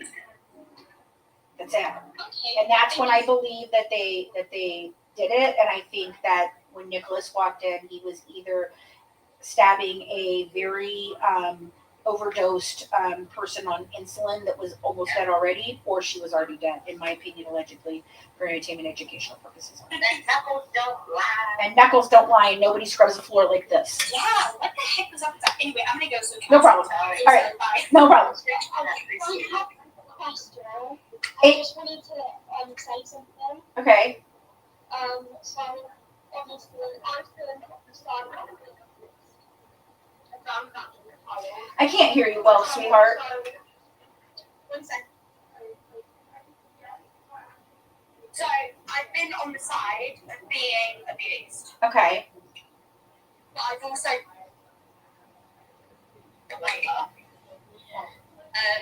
now, as much as I don't understand Munchausen by proxy that well, I can never imagine putting my child through that. So Yeah. and there's a lot of things that do not add up at all from Gypsy's story, and even just kind of telling my partner stuff, and it's only a little bit of the story, he immediately was like, doesn't add up, don't believe it at all, because there's so many things that don't add up, and it's like as if she's trying to get away with something, Well, yeah. and she's kind of putting the blame on him to get it away from her. Yeah. And she's gone from obviously Nicholas to Ken to Ryan back to Ken, and it's just a circle of men. Yeah. It's always been about men. And she's used them all to get what she wants. Yeah. And now she's got a baby with Ken, she's probably going to leave him. Yeah. Yeah. So, what was your question? I didn't have a question. Oh, you just had a statement. You just I had a forgot statement. my question. Okay, it's okay. I just know Casper's been waiting a long time. She was just saying that she didn't know a lot about. Yeah. Yeah, Yeah. I'm actually doing that to my child. I've done a lot of content on Munchausen by proxy, malingering, and all of that. So if you check us out here on YouTube, you can look for those things that explain it a lot more. But thank you for coming up, sweetheart. Cass, I know you've been waiting a long time, babe. What's up? Hi. First off, I want to say thank you for coming out with the truth, with this case and getting the word out there. I've been researching everything for about a year. Yeah. And following all the creators, which is just wild to me that some of them are tagging it. That's embarrassing. They've been doing it the whole time. Yeah. They do it on I wanted to know, purpose. I have a few questions. I wanted to know why you decided, okay, I'm going to come out with the truth. The evidence isn't lining up. What made you decide to go against the family and start doing that? Because as soon as I saw what was going on, I mean, like I said, I always expected Gypsy to lie. Okay, that was a given. I went in knowing that she was going to lie to me. That wasn't ever the problem. You know, I knew that she'd been conditioned for that. Thank you. I knew that she'd been conditioned for that. I knew that, you know, that was a likelihood. So I questioned everything she said with Christy. It wasn't until I started catching Christy in lies that I really became like very suspicious of things. And then I got the interrogation video. And once I got the interrogation video, that was it for me. I was done. I was done. And they knew, yeah, and they knew that I knew because I sent my notes on the interrogation video where I was going down the David Blanchard and the Dan Glidewell side of all of it. Chrissy saw those, and that's immediately when she started working with Natasha Cooper to destroy me. And that's when my OGs came to me. She was like, Nancy's crazy, don't listen to her. Yeah. It's like, oh, that's crazy because so many other people are agreeing with you, so how are you the crazy one? Yeah. Another thing is on her micro-relationship. Yeah. I'm glad that finally came out. No, I'm Fancy, not Nancy. Hold on a second. My name is Fancy, not Nancy. I know people get it wrong all the time, but I am Fancy. Yes, that's who I am. All right, anyway, Cass, about the microdeletion. Well, I'm glad that finally came out. She said her daughter doesn't have it. Do you really think her daughter doesn't have it? Because it's a possibility that she does have it because it's in a police. There's a great possibility she has it. I think that's why she won't show her. Yes, Nanya, that is my name. What's your point? That is my legal name, and everybody knows it. So what's your point? Well, no, but they're not worth their time when we have. Well, that's what I'm asking. I just want to know if they're asking because they have a point, or if they're just being harassing, so I can go ahead and block you. No. So what's your point? Do you guys know what meds and stuff she takes for microdeletion? Because so many people are like, oh, she got in prison and she's perfect. No. She doesn't take anything for her microdeletion. There's nothing to take for the microdeletion. What she has is symptoms caused by the microdeletion, and she takes medications for those things, such as the asthma, the muscle weakness, all of that kind of stuff. That's all with her still. She had 4 corrections on her eyes. If her mother had not done that, she would have gone blind. They did them as far as they could take it to, so that she would have her eyes for her life, you know. And so that's why they sorry. Do you think there's ever a possibility that they will come out and just kind of admit to some of the truths? No, they're never going to tell the truth. There's too many people involved, and they don't want the truth out there. They just don't want it out there. And they didn't want the chromosome disorder out there. The chromosome disorder was Do you have the any smoking idea when gun. the documentary that you're trying to put together is possibly going to come out? I'm hoping that by the end of this year, we'll start being able to release episodes. If not by next year, possibly. I have to hire experts and things like that now, so I'm trying to get all that together and get a budget put together now that I know what I want to do with it. And now that we have all this information, because now it's something viable now. We have everything. She can't stop you from doing that, right? Like she can't. No, there's no way. Nope. Yeah, she's not. Nope. She can't. Yeah. I got my mother-in-law the Mother's Diamond book, and she made fun of me. She's like, "This is ridiculous. It's not even. It doesn't even look real. The front of the book is horrible." I'm like, "Who cares? It's real facts. Please just read it." Well, I mean, I do have 3 books available. In these 3 books, and I'm going to talk about these for a minute because people like to make fun of these books and say that I only put them out and they're only transcripts and they're only anything. Okay, so yeah, they're big books, but I'm going to explain to you something. Does that look like transcripts to you? Does that look like transcripts to you guys? No. Okay, let's see what else is in this book. Let's see. Let's see what else do I have in here. Does that look like it's only transcripts? No. Okay. There's an interview with Suzette in here, Dee Dee's best friend. There's the interview with the jail guard in here. All of that is in here. These books. No, there's not a hardcover version. It's way too expensive. You can only get these ones. You can get these ones on Amazon right now, okay? And you can get them on our website signed. And there's 3 copies of these. These are the first 3 books.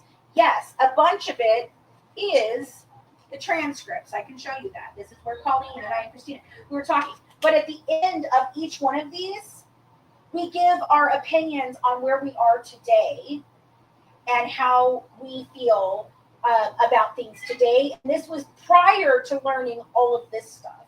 So this was last year. And there's a lot in these. There's so much in these. But that was our first thing. You know, and they're available, like I said, they're available on Amazon. I think they're $29.99 on Amazon right now, I think. And then if you want to do the signature and everything, they're either like $35 or $40 on our site, but they're not up on our site right now.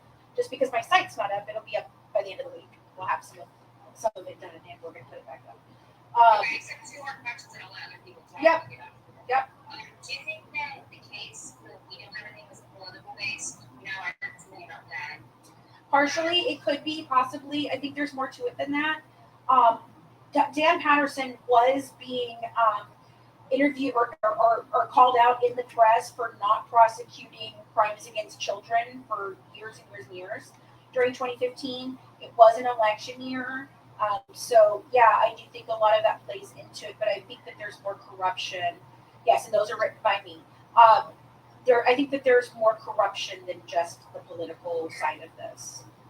Okay, the last question is, do you think, were they getting investigated for fraud or no? No. They were? No, the hospitals had been investigating the doctors for fraud, not anything else. The fraud charges that were brought up against her had to do with like stealing and things like that, and so they went ahead and they had closed those cases, and or not said that he wanted to reopen them, and they never got to reopen them because she took the plea deal and Nicholas confessed. All right, well, thank you for your insight. I'll definitely keep following you, and I'll, continue to update. Thank you. Thank you. Yeah. Yeah. Those are great questions. Thank you. I'm gonna go walk my dog. Okay, cool. Yeah, Prison Princess has been reading it on TikTok, and I have been watching that. That's what I've gotten through so far. But yeah, I just he didn't confess to just 4 wounds. That's another mistake that people make.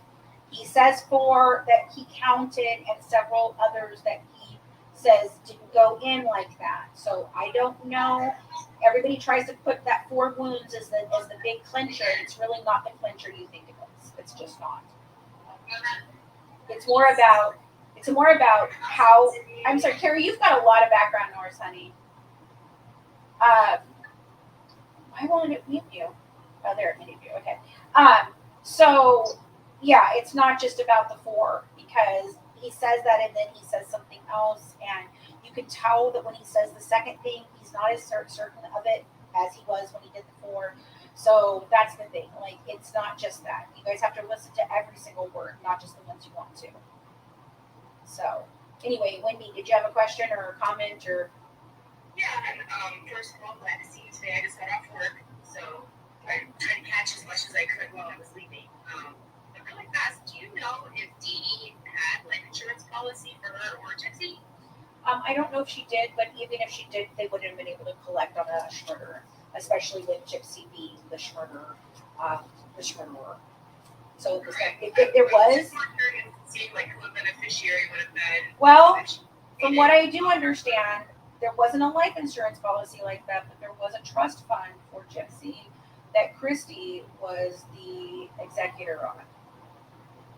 Do you know any of the terms of that? Just because, like, I don't know, it just seems kind of weird how much of a rush she was to have a kid. So maybe if the kid was, like, the beneficiary after that, I'm just, like, thinking it just... No, she's been obsessed with wanting to have a child for her whole life. Right. That's what she wanted. Of And course, she wanted it. I was more curious about that one, just Yeah. because... I totally see how you got there with that. Yeah. You know what I mean? Like, because I know, like, children can't be sued. So if she had a child right away and there was a lawsuit, but everything was in the baby's name, then No. they're needing money out. So, I was just more curious. no. Right? Why wouldn't they be able to collect on the life insurance? Because you can't collect on a life insurance policy that you caused the death to happen, honey. Yeah. You caused, no, that's what they're asking. I'm answering somebody in the chat. They said, why wouldn't they be able to collect? That's why.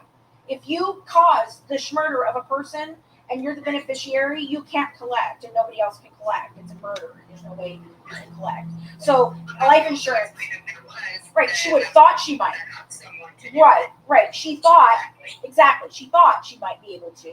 Maybe that's a possibility. But there was a trust that, no, Christy wouldn't have been the beneficiary. No. There would, no. No. Christy was the executor of the actual trust that was set up in Gypsy's name. The life insurance policy was there's never anything claimed. No. Gotcha. No, I was just curious about it because I was just thinking about, just all the wheels turning in my brain, listening to all the stuff today and over the last, couple of months and everything. Just it's like there's a missing piece. There's just like I still feel like there's a missing piece here that I think it's that the missing piece just hasn't that we haven't come out with all the missing pieces. I think I have all the missing pieces now, and I'm still trying to process everything. And you guys have to understand, I spent 8 years screaming from the rafters, on the highest mountaintop, that this was corruption, that they did this, that they all did it together, that this was, and I was told I was crazy. I was told that I couldn't back up what I was saying. I was called tyrannical. I was harassed. So for all of this to come forward, that now 100%. It solidifies all of the things that I was saying and gives me the proof to show you what I was saying was happening. It's really hard for me at this point. I'm dealing with a lot of going through this and realizing things that were done to me or things that I participated in that I didn't even know was happening. It's just very upsetting. And so I'm trying to go through all of it, and it's just taking me a while. But I do think we have all the pieces. Nothing wrong with that. You have your own personal stuff that you're dealing with, and that's triggering from this case. Right. And the fact that had so many people attack you and bully you, and doubt your word. I get it, and that's why you're so passionate about it. People don't understand that, and they should just look at the bigger picture. These people destroy lives. They destroy lives. They destroy anyone who's around them. That's it. That's the problem. If you don't agree with that, you're done. Yeah. Which is crazy. Anyway, honey, I'm gonna drop off here because I gotta get inside and walk the dog. Okay, no problem. Thank you for coming up. All right, I'll talk to you guys later. Yeah. Bye. Bye. Carrie, did you have a question? Maybe your background noise has calmed down now? I'll unmute you. Sorry. There we go. I think did it unmute her? Yeah. Anyway. Go ahead and turn your own microphone on, Carrie, if you want to talk, honey. She's still here. It's not letting me turn it on. All right, I'm going to drop you from the box. If you want to come back up, you can. Because obviously it's having a problem with you. Yeah. Okay, I'm going to let me common sense come back up too. Which shows you how Gypsy is not very bright because she just tells herself as soon as she opens her mouth. Absolutely, Rachel. Absolutely. Absolutely. Okay, I was looking at the crime scene photos, and I'm looking at Gypsy's room. Did she sleep with Dee Dee? Because that bed did not look sleeping. Yeah, that's what they claimed. Yes. She supposedly slept with her all the time. Well, according to the facts of the case, is Gypsy stopped breathing in the middle of the night all the time. So that's why, he was with her because It makes the whole thing more creepy. it does. It makes the whole thing more creepy, and it makes you realize that there was So Gypsy said, well, she went to bed with her mom and all of that and everything, and she's killed in the exact position that she's in, right? Well, if you look at the way Dee Dee's laid on that bed, there's no way that Gypsy could have been in the bed with her that night at all. That one time. There's no way. I'm sorry. If I was like that abused, I wouldn't want to sleep with my abuser. No. Like, even that's okay. So yeah, that's what I noticed in the pictures. It's very hoarderish, like too.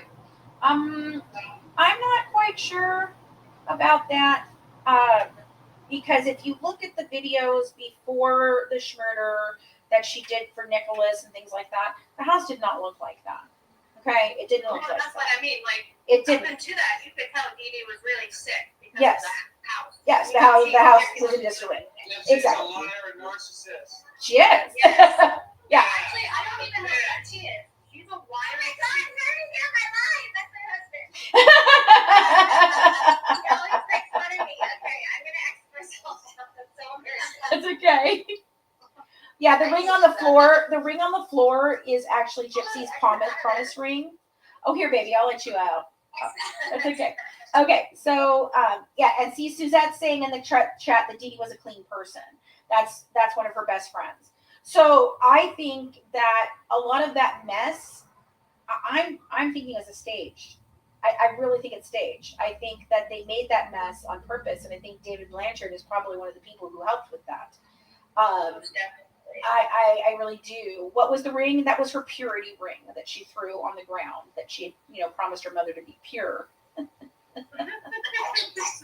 looks so disheveled because I think that's where things started. I think things were moved around. I think that's where, yeah. And I think the table was pushed up against the window, bringing us through. Tire tracks, the whole thing. I'm telling you guys, there's nothing about that crime scene is right. Not one thing. There's not going to be splatter like that all the way up on the top of the cover over a finger, being cut. I don't know. That's just... Yeah. I'm David. starting to wonder if, how like there's sociopaths and psychopaths. I think she might have like more than one. Yes, I've discussed that a lot. I've talked about cluster B personality disorders that I believe. Oh, is that what it's called? Mm-hmm. Yeah, cluster B personality disorder. So that's your antisocial personality disorder, your histrionic personality disorder, narcissistic personality disorder, are all fall into that. Psychopathy and sociopathy, they cover a wide range of things, and they generally cause other conditions to happen. So that's why, and I think this was a nurture and nature situation, more nature than nurture. And I think that Dee Dee complicated it by giving into a child that was very interested in being rewarded and all of that. Created a monster. Yeah, she did. She created a monster, and I think she knew it in the end. And I think that's what I think Dee Dee knew very, very from 2011 on for sure what was going on, and I think she really did hear fear. what Gypsy says that her mom's last words were. Yeah. It's very. Okay, yeah, the dark triad, Rachel. That's what you're talking about. The dark triad, and there's also the dark four, which is like a quad. So there's a lot of that. Can you please go over the system of corruption that you've hypothesized? It's why it's a huge cover-up. Well, I believe that there was some amount of trafficking of drugs and people going on in the area. Hold on, I gotta go to the restroom. I'll be right back. Matt, can you vamp for a few minutes? Right. She goes to the restroom while I'm going to the restroom.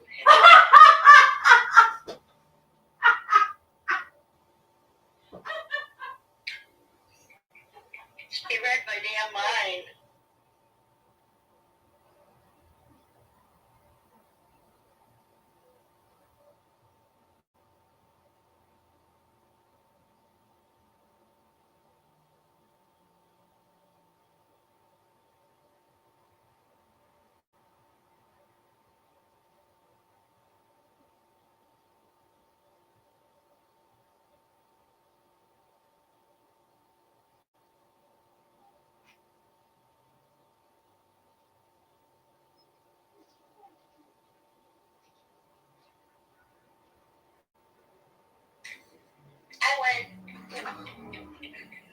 I'm done first. Hi guys, I'm sorry. Oh, my stomach is not doing well today. Oh, gross. As soon as I said no, I'm not even kidding. You're like, oh, not bad. That was so funny. I heard you too, and I was just like, I was laughing my ass off. No, they're not going to be interested in covering it, and I wouldn't give it to them. This is the thing, guys. Everybody wants this to go mainstream media. I don't want it to go mainstream media because they're just going to fuck it all up. Okay? I don't have any faith in mainstream media at all to tell a truthful story about this in any way, shape, or form. I do not believe that they are the answer because they have had 10 years. It's okay. You can tag them all you want. Well, then who are we doing this for? I mean, they're the ones that are going to be able to get it out. I just don't think that. I mean, an honest, decent, But they won't. So we're going to do it ourselves. That's it. And I have a network coming. It's going to be on Roku, Amazon, Apple, Android. You'll be able to see the whole thing. And we're just going to have to market the hell out of it. And I'm just going to have to ask you guys to market it. When we put out a promotional thing, when we put out information, please share it, repost it, comment, make a duet, make a stitch, tag someone. Because I will never, ever give it over to them. I will give it to them and work with them, but I have to have final say on everything because if I don't, then they'll run over me like everybody else, and I won't put myself in a situation like that. That's why I turned Melissa Moore down in the first place. No, not even for $1 million. No, because it's not about money. It's about the truth. I don't care about the money. The money's nice. If I make some money on this, that's great. Wonderful. It's paid, it's paid for some things over the years, but mostly me and Colleen and Christina just gave our whole, extra money that we had to do all of this, but no, I don't think that mainstream media will ever tell the truth. And I'm hoping that independent large people like Candace Owens and others might do their job properly. Because this is wrong. Totally freaking wrong. What they have been allowed to do. Yeah, it's going to cost me, Tisha, of course. Exactly. It's going to cost them. We have to put together a budget. I've got to do all of that. This is things that we're working on right now. We're trying to get together. We've got all the information we think we need. We're trying to get all of that together. Maybe PBS, but I don't think they'll have the backing to do it. I don't know. It's not an easy thing to do. If we give it over to mainstream media, we're just going to get the same thing. I've tagged her. I've sent messages to Candace. Yes. So, this stupid people thing is not working today. So, yeah, I've done all of that. I mean, it's just, I've tagged everybody. I've sent it to everybody. Everybody had this stuff for a long time, and they just choose to not do it. And now, no, her mother did not have Munchausen either. No. Dee Dee was actually a sick child. She was actually a sick kid. She had things. And they continued on in her adult life. She had problems. She had gout, she had GERD, she had, Oh yeah, she's digging a bigger hole every day, and so is the media every day. Every freaking day. The media is making a bigger hole for themselves. The fact that no one will acknowledge the facts that are coming out, that you continue to report on the bullshit that Christy and Gypsy sell you, that is complete and utter bullshit, is astounding to me. It's absolutely astounding to me.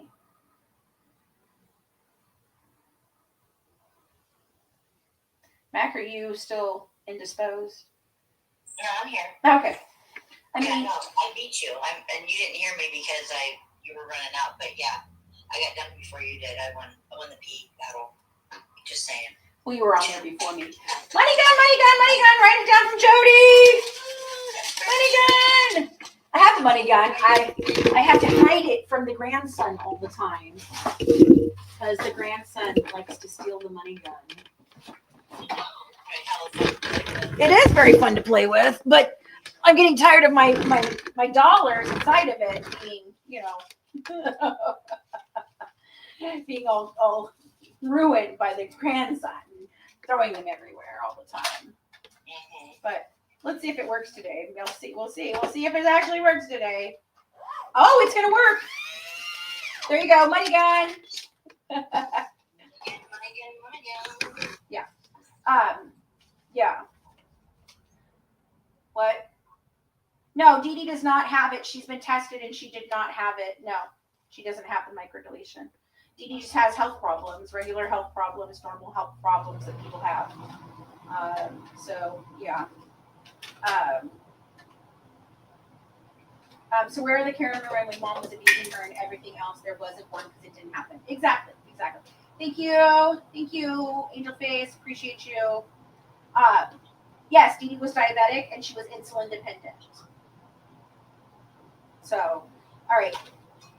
Hold on, I'm sorry. My phone is dying. I can't get it to stay proper. Does anybody else want to ask any more questions? Anything else? I think we've covered quite a bit today. This is at the 2-hour mark, so I think we've done a lot, and I think we've talked about a lot today. We're going to have a lot more. No, I don't believe that Rod has ever been tested. No, because if he had, they would have shown those test results. I also think that if the baby had been tested, yes, I also believe that if Dee Dee had been tested, or if Mia or the baby had been tested, they would have shown that as well. So I really, truly do not believe. Hold on. It's falling. I'll remind her, Randy. What was it? To unblock Randy Owens. Oh, yes, I will. Okay, no problem. Oh, Brittany's back. Okay. Hey, Brittany. Hey, so I'm sorry, this hurts me so much. The reason I was asking about like the corruption and all of that is because I have such a difficult time understanding. So remember in the emails that were released, there was that pay pig Yes. of the financial domination. Yes. Whatever. Yes. So I cannot comprehend why she was allowed to not only she was allowed internet access. I mean, obviously because she was talking about the followings and Yeah. all of that stuff. Why was she allowed that not only in prison but on parole? Because she used the internet that's considered a weapon in my opinion. And anybody else, if they anything that's used in the crime, even if they weren't the one using it in the crime, it is not allowed. Yep. Yeah. Oftentimes, lifetime after. Yeah. I'm aware. And the craziest thing is, and I'm not trying to talk shit or anything, but I feel like in my soul, I swear I'm not trying to talk shit, but I feel like the new Nick is free. She's Yes. using. Yes. You know what I'm saying? Yes. Yeah. Bree is clearly not a stable person. Okay, she's clearly not. And that's not any shade at her. Okay, I'm not a stable person all the time either. Okay, look, I have my own problems, but Bree is clearly not stable. Ryan is another new Nick, but the thing is they're all new Nicks. That's the thing. She does this with everybody. Okay, and I don't feel bad for Bree anymore, to be honest with you, because Bree's made her own bed and she should lie in it. She's not mentally challenged. She just isn't stable, and she obviously isn't capable of understanding logic and reason and facts because she just doesn't. She doesn't. Yeah, I feel like she's, I don't know, I feel like just because I'm probably just applying my own life experiences to it, I was raised by these lying, scamming idiots. Yeah. I can recognize it in them, and she's from like that area, right? Yeah. I think it's just like a community. I think it's a community of scammers. Yeah. I don't even think, because I feel like some people think that she's like doing it for clout and all that. No, I think she genuinely is. She's just like part of that lifestyle, and Gypsy just found somebody that is willing to put up with it. Like it just doesn't. I cannot understand, because she's making all of those videos where she's absolutely dominating it, and then she's doing it while incarcerated, and they would have to be screened. I know they can't screen every single alleged. She was violated several times. She has violations. It doesn't make any sense. Oh, None of it makes sense. Question: isn't it like you can only get so much money per month whenever you're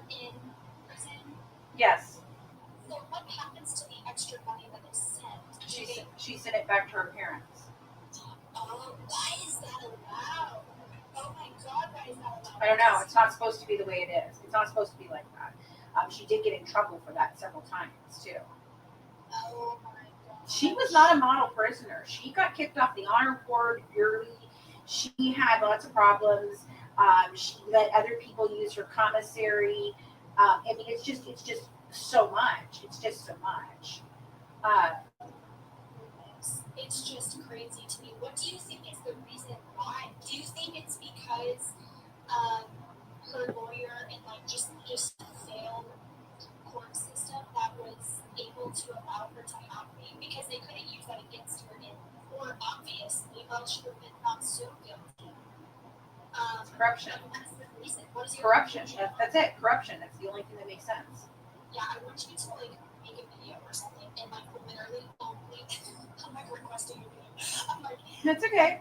completely only talking about What I believe the corruption is. Yes. Okay. Yeah, I can do that. Because I believe there's a lot. I think there's corruption in the hospital system. I believe that there's corruption in the DCFS there.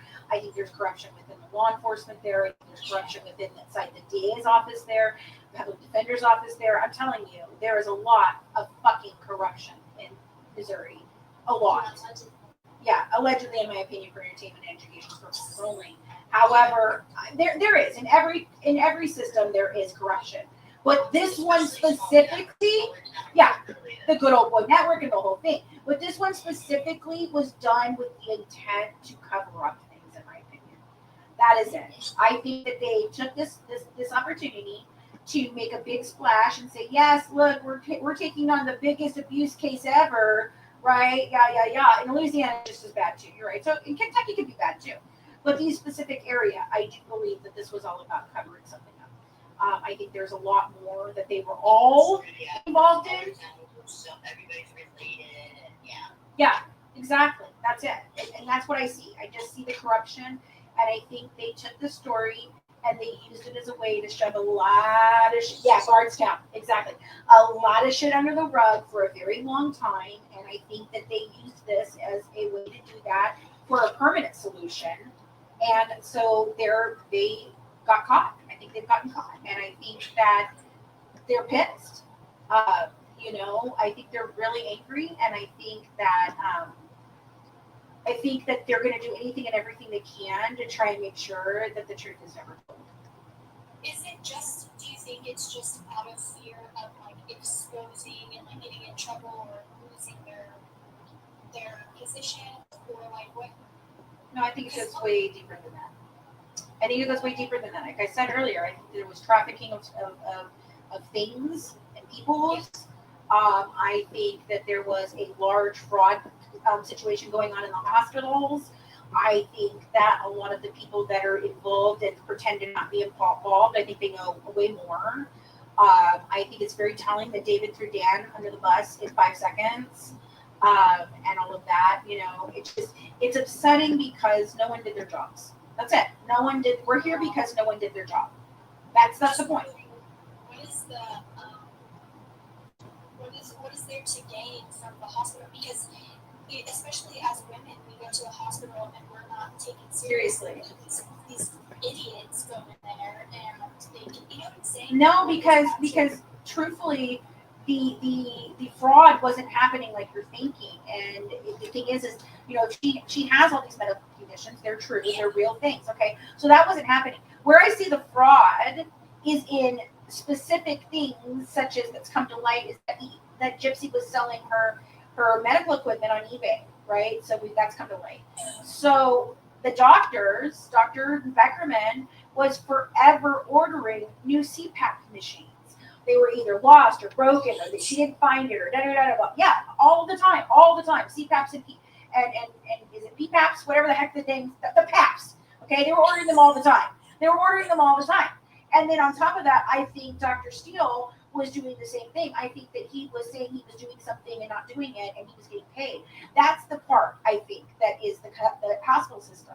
I have several other cases in the hospital system that deals with corruption in those hospitals. It's not just one thing. BiPAP, thank you. That's the other one. Yeah. The BiPAP and the CPAP. Yeah. Do you know how many of those they ordered? tons of them, wheelchairs, all of it. So, and here's the thing: we discovered yesterday. I was looking through everything and I put it together that okay, so any of the billing that went on for medicines or anything that was sent to the actual like physical Medicaid, it all had the right name, the right birth date. It all had the right birth date. Anything that was billed had the right birth date. And then they're selling them. I just, God, it's just, I understand, I guess now I understand the doctor's benefit to it, but Gypsy, you need that stuff, and your quality of life can't possibly be that great, and you're denying all of these things whenever you could just Right. be like, Right. I hate to be like this, but it's like, give back. Like, what are you doing? Yeah. And you need that stuff. It's not like, Physical and mental health should be number one over everything. absolutely. And you can't, like, I'm not trying to give this bitch the benefit of the doubt or anything, but I'm just saying there has to be moments of clarity where you're like, man, I'm fucking up, man. I gotta do something. I don't think there is. I think that these people have no consciences. I really do not believe that any of them have a conscience, moral compass. It's just not there. They don't have it. And when criminals are being criminals, they deal with other criminals.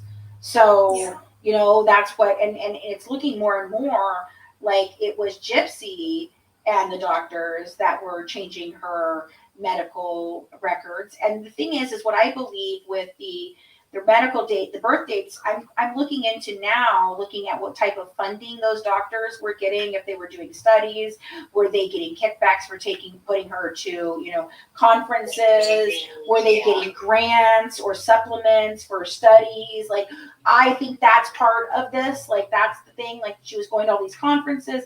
And I think that all tells a very specific story, and it really highlights the doctors, at least two of them, being involved in this in some way, allegedly, in my opinion, for entertainment and educational purposes only. But the records, my friends, do not lie.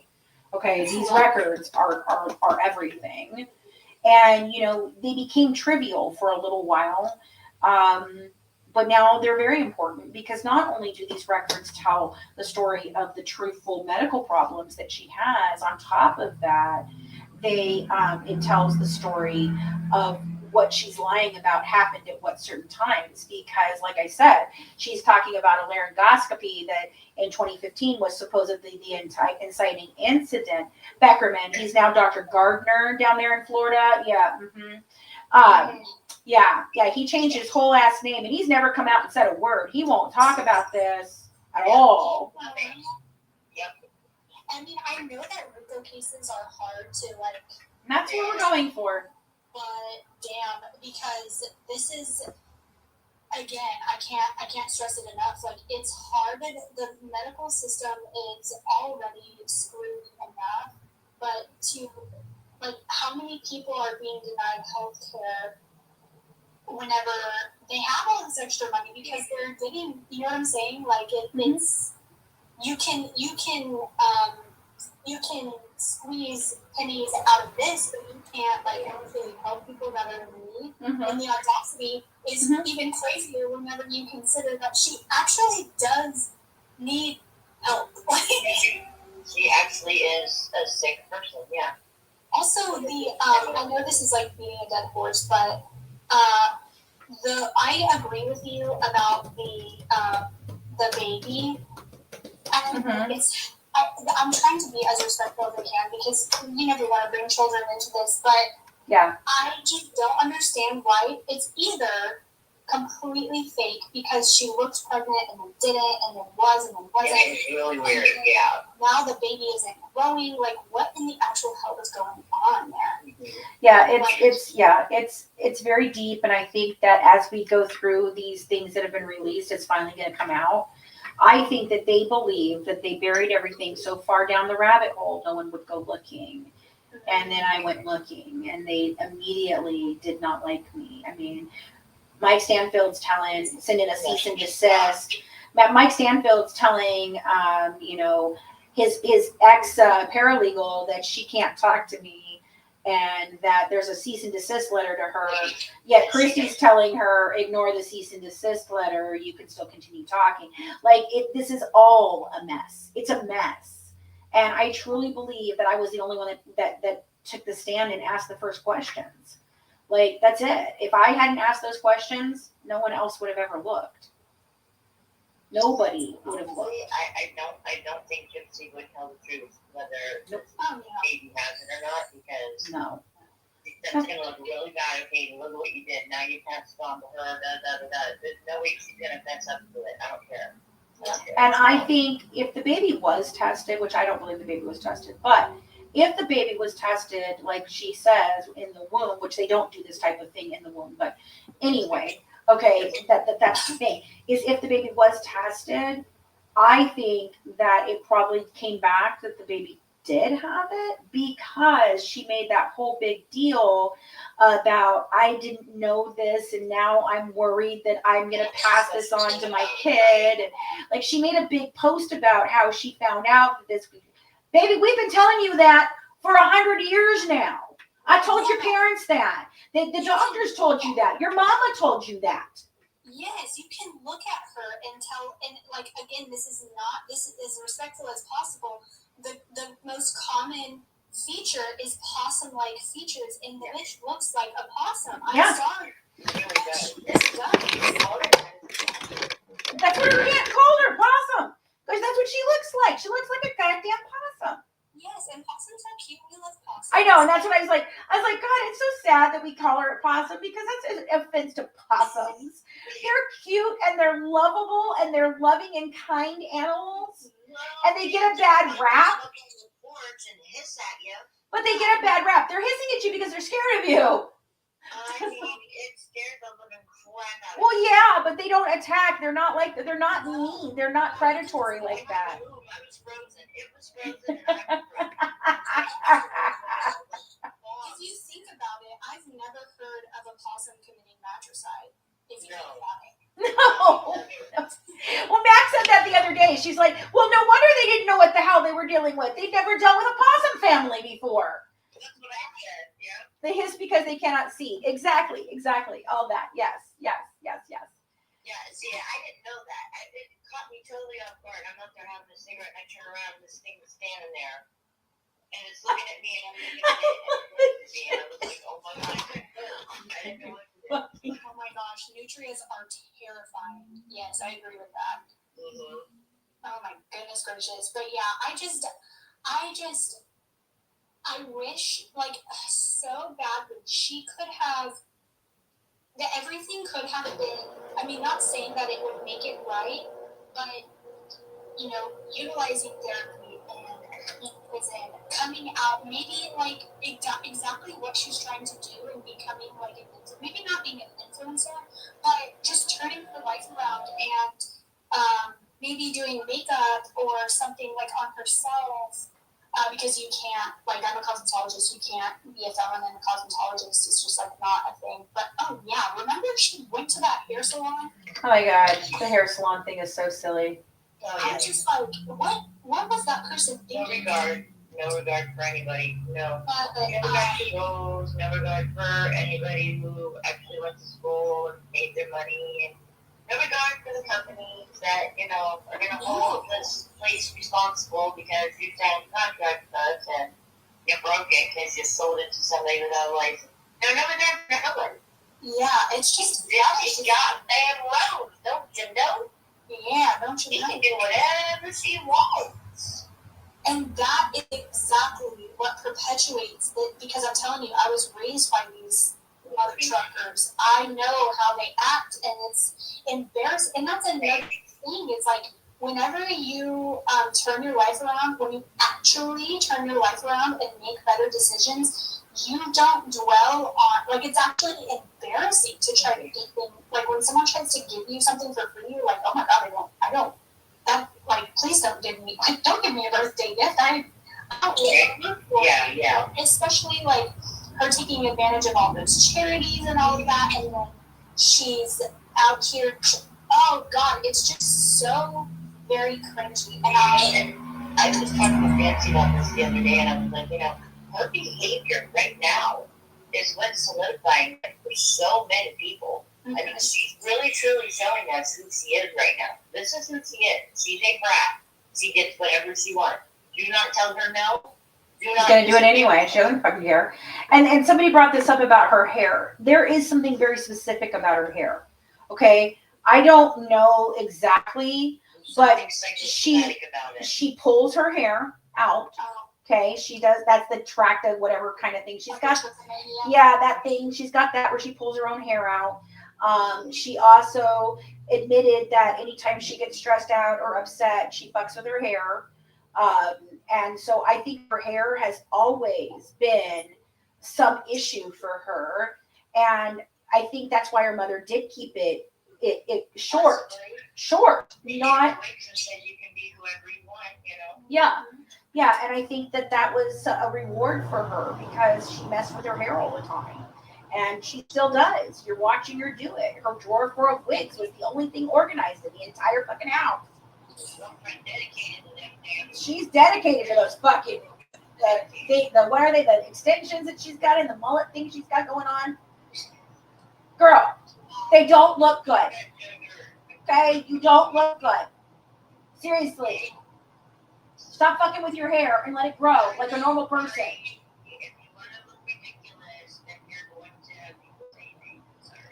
Sorry. I also think about like how she talks about hair, like talking about how Ken wants a blonde, talking in the emails about how Mia is a dumb blonde, whatever. You know what I'm saying? Like she has this hyperfixation, and that's another part of that microaggression is like hyperfixations on vanity. I'm sorry, not the microaggression, but cluster B personality. Yep. It's hyperfixation on vanity. Yep. Along with hypersexuality and the whole thing. Yeah, it all runs together. It all runs together, and that's what we're looking at. We know it. She knows we know it. I was wondering if, like, remember she was so obsessed with pregnant about the weight gain. Yeah. Now her weight loss. You know what I'm saying? You think that could be wrong too? And then having the same thing where, I'm not attracted to her anymore, now. Yeah. You know what I mean? I do. And the mom feels so overweight, like the daddy issues For real. The daddy issues are real. They are shooting. The daddy issues are extreme. Like the worst I've ever seen. Yeah. Well, it's not only daddy issues.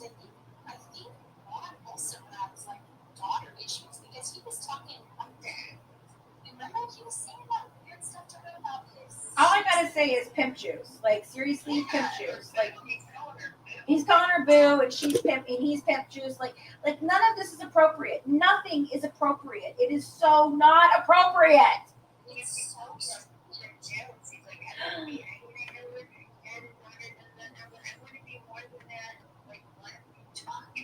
are you saying? Like, what is happening? What is more than that? Like, talk like, I don't know, you really just saying these things out loud, like, they realize that. I don't understand.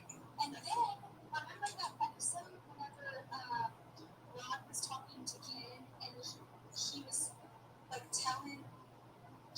Rod was telling Ken about how she is sexually. And it's like, right? Why don't air that? Why do they say these things? Like I just don't understand. My dad said something like that about me. I'm uncomfortable. Like, why do you think that's okay to say about me? You know? Why do you think that Dylan won't have anything to do with any of them? And then she talks shit on Dylan's wife. Like nobody is off limits. She's just a hateful, evil person all the way through to her core, and so is Christy.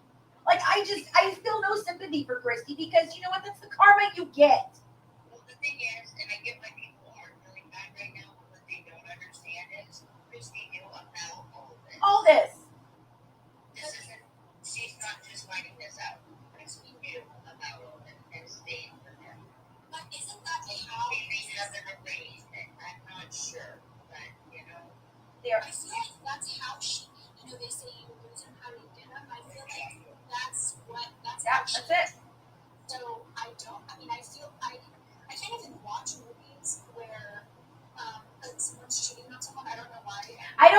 either. I can't get into the whole romance stories where it was out of cheating. No, and I hate that. I cannot do that. I can't do it. But Okay, but Tamra, I understand that you might have called your child boo, but did your child call you pimp juice?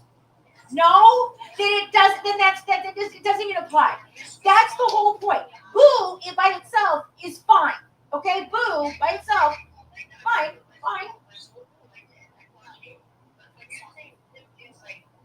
Hey, what's up, poop juice?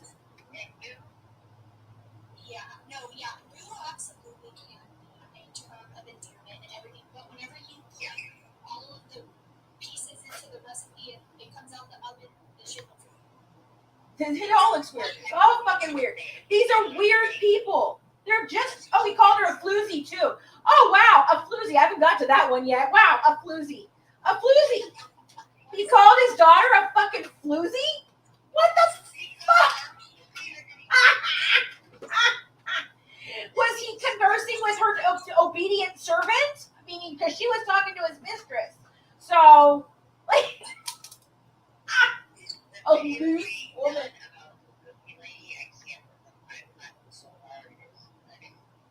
The cookie ladies. There are multiple cookie ladies, and I just want to know where they are finding all these cookie ladies. A lady of the night.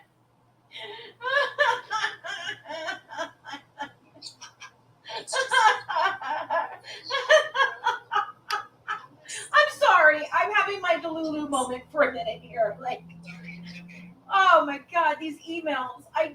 Oh, for God's sake. Gypsy, baby, can I give you some advice? Shut the fuck up. Like, I'm not being rude. Honey, shut up. All of you, shut the fuck up. You apparently got away with schmurder and all your nonsense. So shut the fuck up. Go away. No one wants you here. Especially when you're going to keep talking your own. Dude, Yeah, you're just disgusting. it's so gross. And nothing they say is necessary. You tell me what fucking reason, Christy, did you have for suggesting that the only reason Great White freaking thanked Jeannie was because she was on her knees? What fucking realm was that appropriate? Why did you need to say it? What in the hell would you need to say that for? There is absolutely no fucking reason for you to say anything of that nature. None. They're trash. If you can speak that about somebody who was brutally murdered, like for real. Yep. Something's wrong with you, man. Something is wrong with you. Like, I mean, you can't just not say that. Yeah, it's too much to ask. You're asking way too much of these people. Because, like, they don't even, like, remember she just said, I think it was Katie the other day, she said that admitted that she whacked her. Yes, whacked her upside the head. Yeah, yep. Exactly, Kim. Like, I almost understand for a moment, but why are you telling people about it? Like, what is actually wrong with you? Yeah, they don't care. So, It's like to come off as a tough bitch, you know what I mean? No, I'm telling you, you're right. And Mia did use.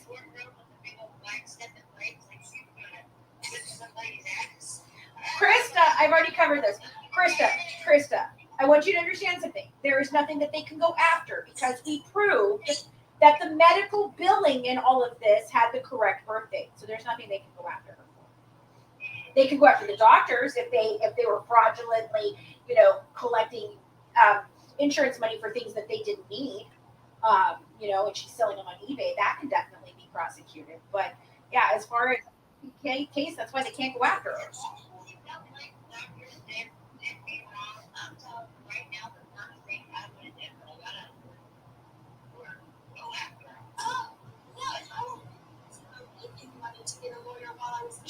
No, wait a minute. Let me give you context. No.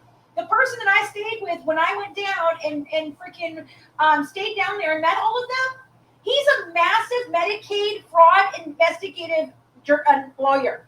He does this. That's what he does. He prosecutes these kind of cases. Not prosecutes, but he defends in these kinds of things. He looked at the records at first, and he was like, I could have got her off. She had a shit lawyer. I said, well, yeah, she did have a shit lawyer, which is true. She does have a shit lawyer. But he offered to go after the doctors. Offered. And Christy never called him back. Just never called him back. He offered to do it for me, for a favor to them. And she never got back with him. She could have sued at any time in the last 10 years. Any effing time. And do you know exactly when the statute of limitations ran out? 8 years when she was released. Perfect. And that's why she says she doesn't have a lawyer that'll take the case. Well, but wait a minute. Don't you have lawyer extraordinaire freaking Mike Stanfield, track of all trades, can sue for anything in any state for any reason? I mean, don't you have that? So why can't he go after the doctors? Oh, because he's a shitty lawyer? But didn't he become her manager? Yeah, he's her manager. Uh-huh. And he's who brokered all of these deals for her. Yeah. Uh-huh. Yeah. Is he still acting like Bob? Is he still a lawyer? Yeah, he absolutely. He's so scrumptious, the scrumptious lawyer over there. Who refers to their fucking lawyer as scrumptious? Who even uses the word scrumptious? Who uses the word scrumptious to describe an attorney that looks like that? Dude, there's nothing about the man that's scrumptious. He was not, Jesse. He didn't know the truth of everything. He said, based on what he was looking at with the medical files and believing that this was a Munchausen by proxy case, he could have got her off. It wasn't him being a Monday morning quarterback actually bragging. No, he was trying to actually help. Right. So thank you for trying to say that about my friend, Jesse. What happened? Oh, she's over here saying no lawyer could have gotten her off. That's a big mouth Monday morning quarterback attorney bragging. No. That is not my friend. But at the time, he believed the truth, the fucking bullshit. He didn't have the truth. Knock your crap off. You're not going to freaking sit here and say something shitty about my friend who tried to help them at all. So you can just go off that road right now. Right now. Don't talk about it. Don't even talk to him. I mean, I feel as though he did get it off, though, because she's He out did. there living her best life. So He did. shit. She did 8 years in a camp, according to her, basically. I mean, it was like, a dorm room for her, right? It was more free than she'd ever been, right? Which is so freaking weird. Literally living her best life. And she has the audacity to say that she got out of one prison and into another, and then Ryan was in prison for her because he was hovering and blah, blah, which that was very odd. But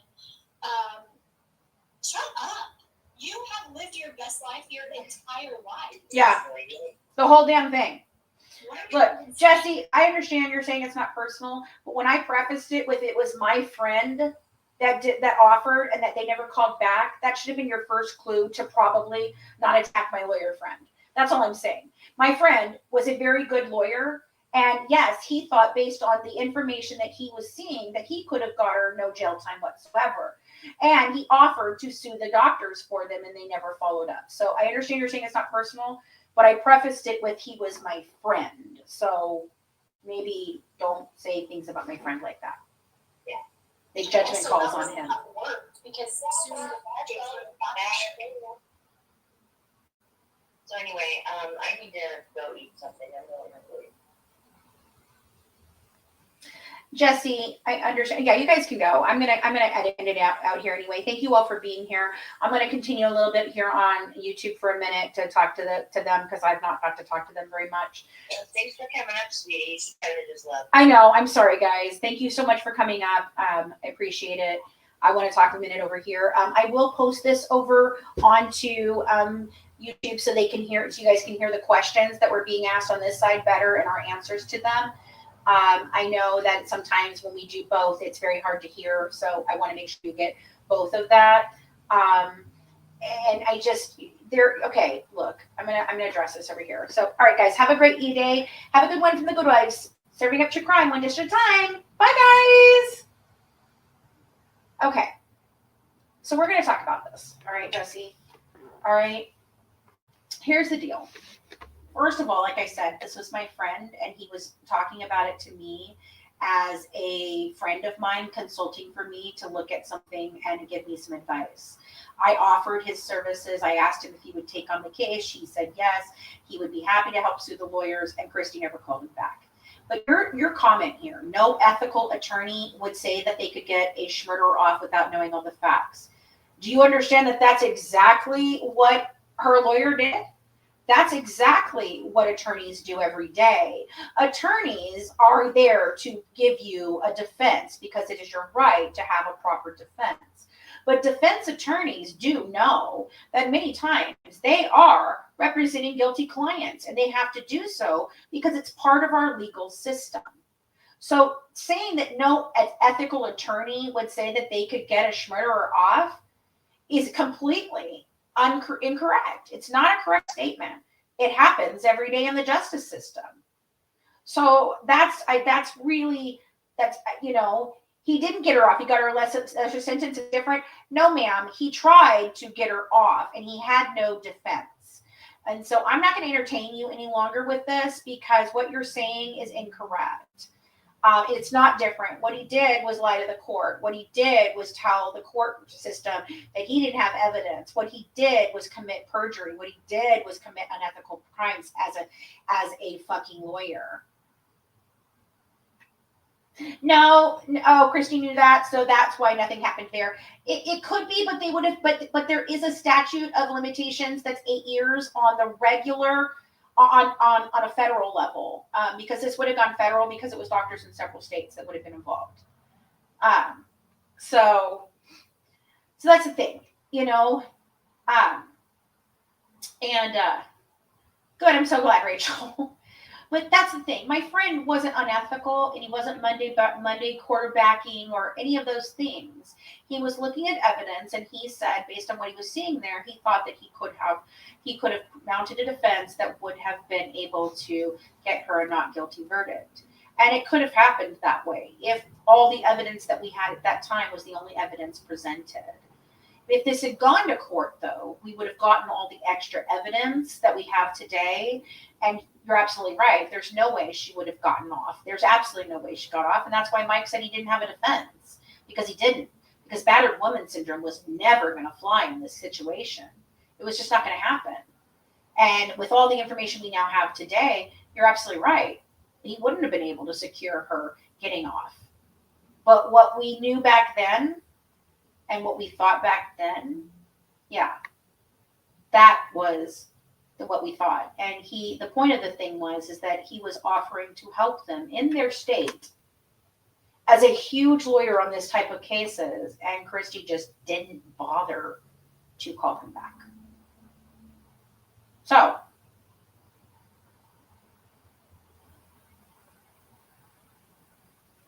I agree with you, Jesse. That's what I asked the freaking, if you go back and watch the whole video, baby. Obviously, it's like you said, you just got here, so you didn't hear everything I've said. I have put a massive evidence out of the corruption and the collusion between the lawyers and the media to do all of this. Yeah, I know Stan Hancock obtained that on June 14th, 2015. I'm aware. And they lied about it. And that's the point.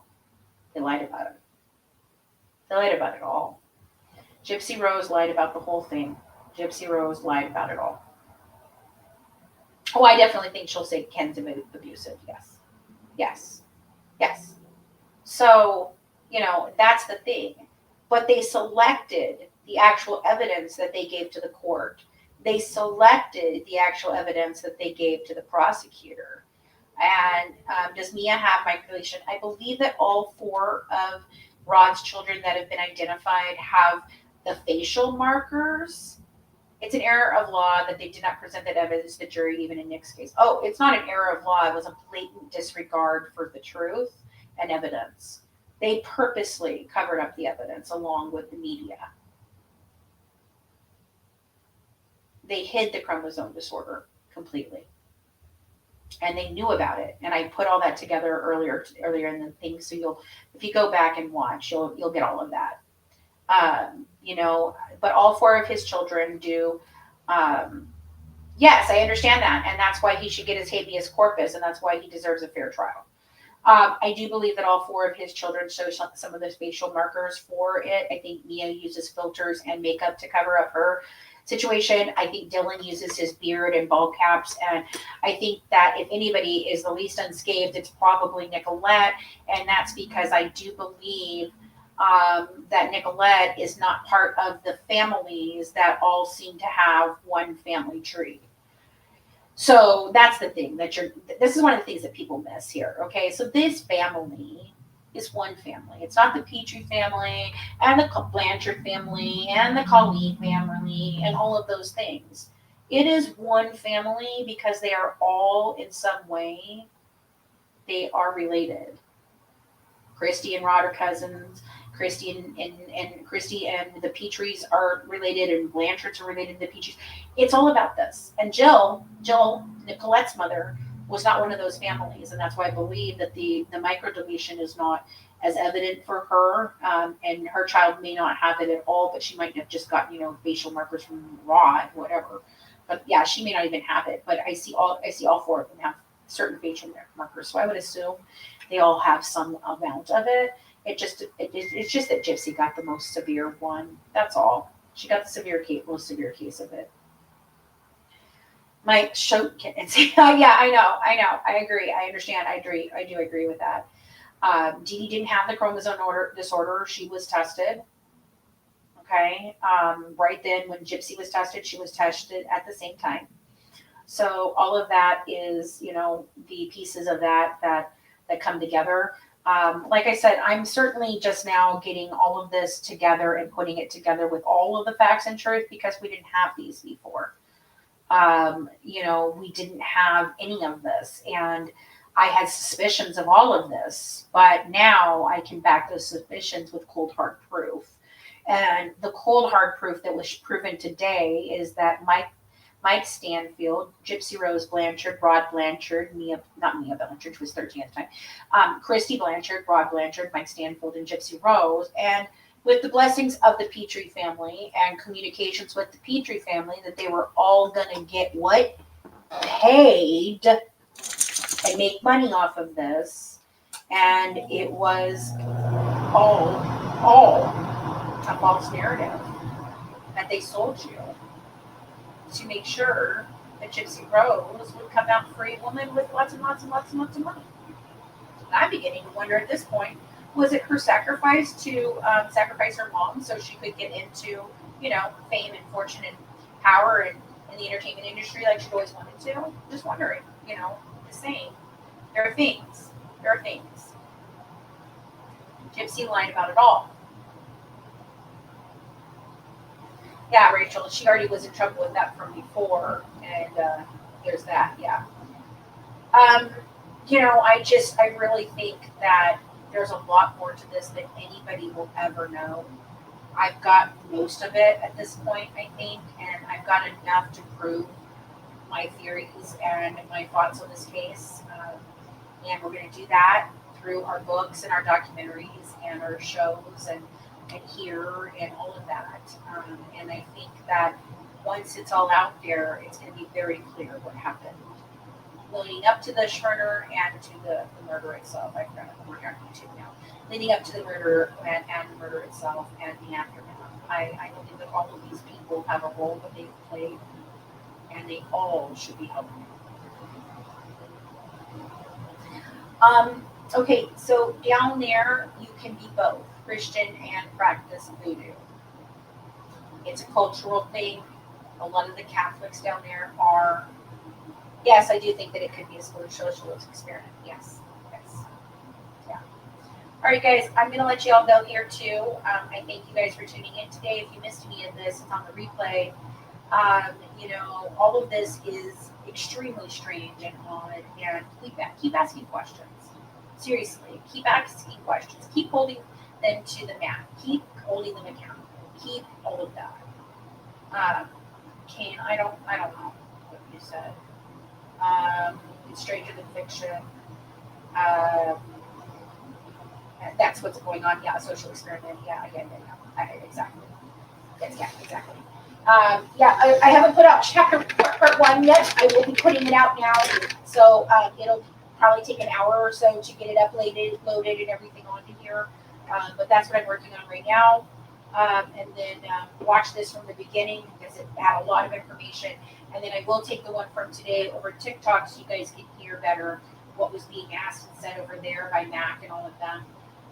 So you guys can see all that because I really want you to get the full experience here of what all this is because it's very clear once you start breaking it down. So again, thank you to Ashley Bailey for the catch that you got. Because man, kudos to you.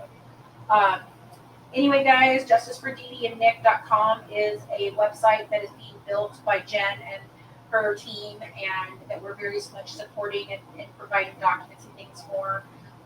Then our website will be back up sometime this next week with some new things for you guys, and we're just going to keep pushing forward. I want to get.